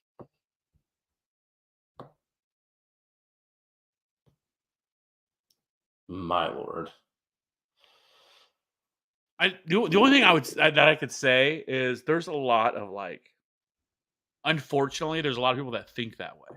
That it's all about what the recency bias, right? Is so real, and people will see that like, oh well, look what AJ Brown just did last week. That's all that matters. It's like what they did last Yeah. week, not the entirety of the season. But I still can't believe people that be that dense. So be like, oh yeah, that's fair. What's wrong with that? That's fair. There's no world that that's fair. Like if it was Cortland Sutton plus like another player, then maybe, but it would still have to be a good player. Like in my home league, I own AJ Brown. Like I already said that. Like somebody would have to blow me away to trade AJ Brown away. You know, there's no way that if somebody offered me Cortland Sutton Sutton, doesn't do it for you. yeah, I would laugh with it while hitting the reject button, and I would probably be offended that somebody actually offered me something like that for Cortland Sutton. So, yeah, I get it. And I'm assuming are you in the playoffs? Like are you a playoff team too? I would assume you're probably at least close. Yeah.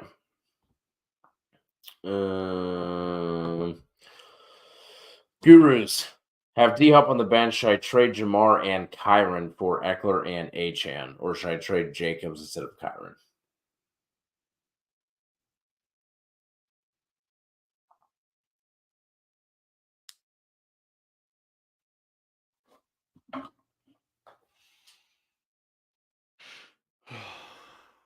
I would do Jamar and Kyron.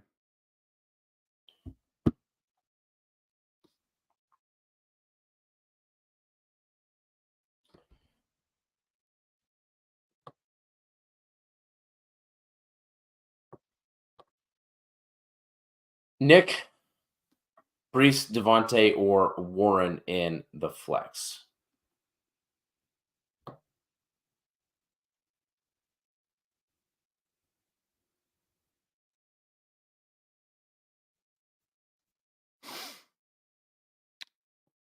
I'm gonna go with Breeze on this. Yeah.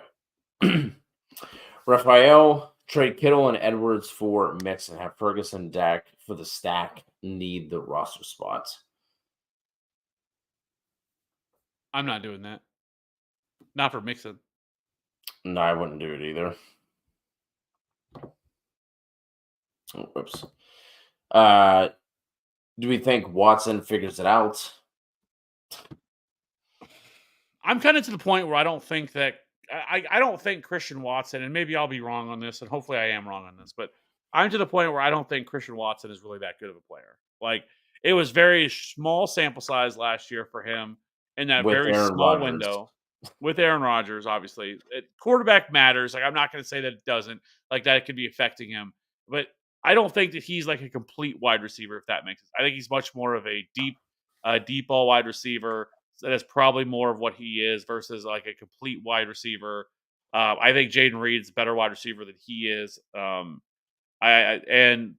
But this Christian Watson, like, if you want to buy low on him, like, fine, I guess. But like I don't expect all of a sudden he's going to turn it around. He's just going to start dominating. Like I don't think that's coming. Yeah. Space, like I put in the comments, you're gonna have to throw us out some names who's available at running back. With you having Ty Chandler, kind of like throws off like any type of suggestions that we can give you. So if you let us know some of the names that's available at running back for you, we could help you out a little bit more. Got that. Happy Thanksgiving to you as well. Space. Should I trade away Walker and for who? The easiest way to do this, Space, is find a team in your league that needs running back help. Like that, that's the easiest way to go about it, and just start spamming out offers. Like that's the best advice I could give. Is if you want to get rid of Walker, I mean, right now isn't the best time to do it, but likely your trade deadline is coming up, so like you don't have a lot of time to be able to sit and wait for Walker to come back. But that's what I would do. Look for the teams that need running back help. There's bound to be 2 or 3 of them at least, and then send some offers their way. That's always the best way to do it. Para also forgot to mention I offered Wilson and Cooper for AJB, got rejected. Also 9-2 guaranteed playoffs too, with JJ coming back soon.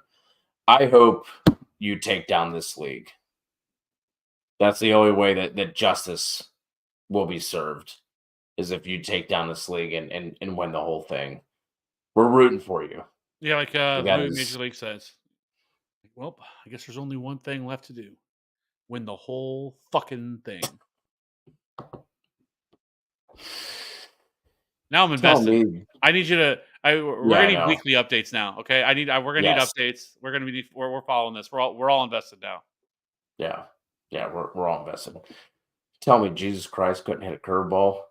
Hoosier, what's up, fellas? Good to see you. Hoosier back here, starting AJB, Pittman, JT Barkley need a flex. Connor, Singletary, Chandler, D-Hop, Jason, Douglas, Wilson, Jr.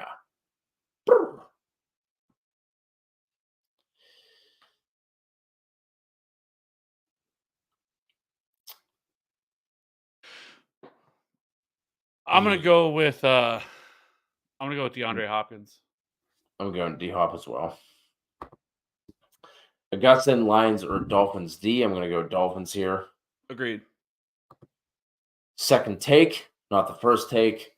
Barkley or Warren, start one. This is going to be Barkley. Debo or Sutton?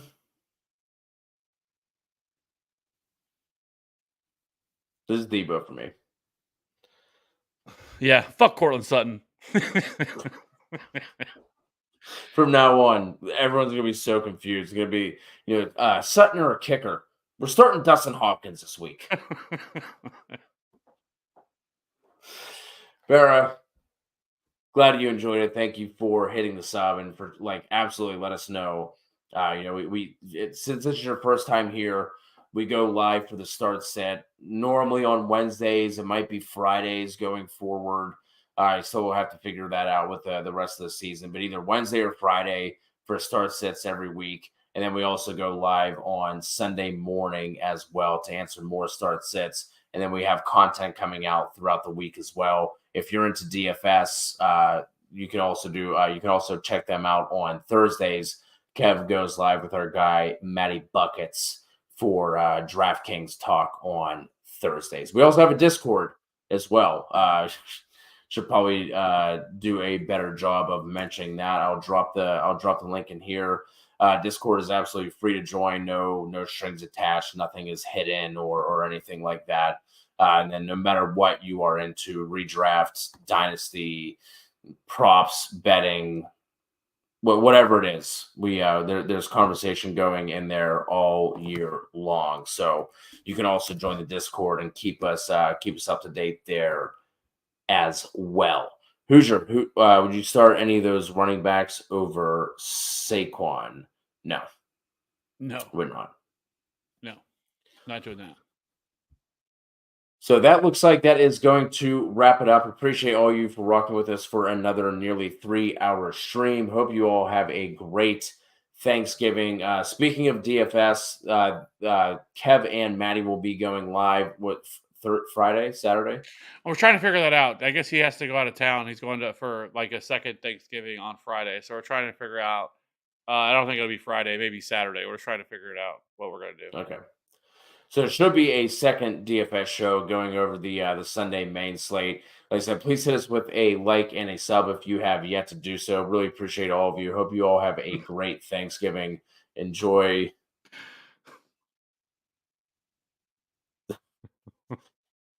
I did not have the comments up. I just want to see what was going on. Yes, hope you all have a great Thanksgiving. Thank you for rocking with us. Hope you get some dubs this week. Join the Discord. Hit that like, hit that sub. Thank you all. We'll talk to you soon.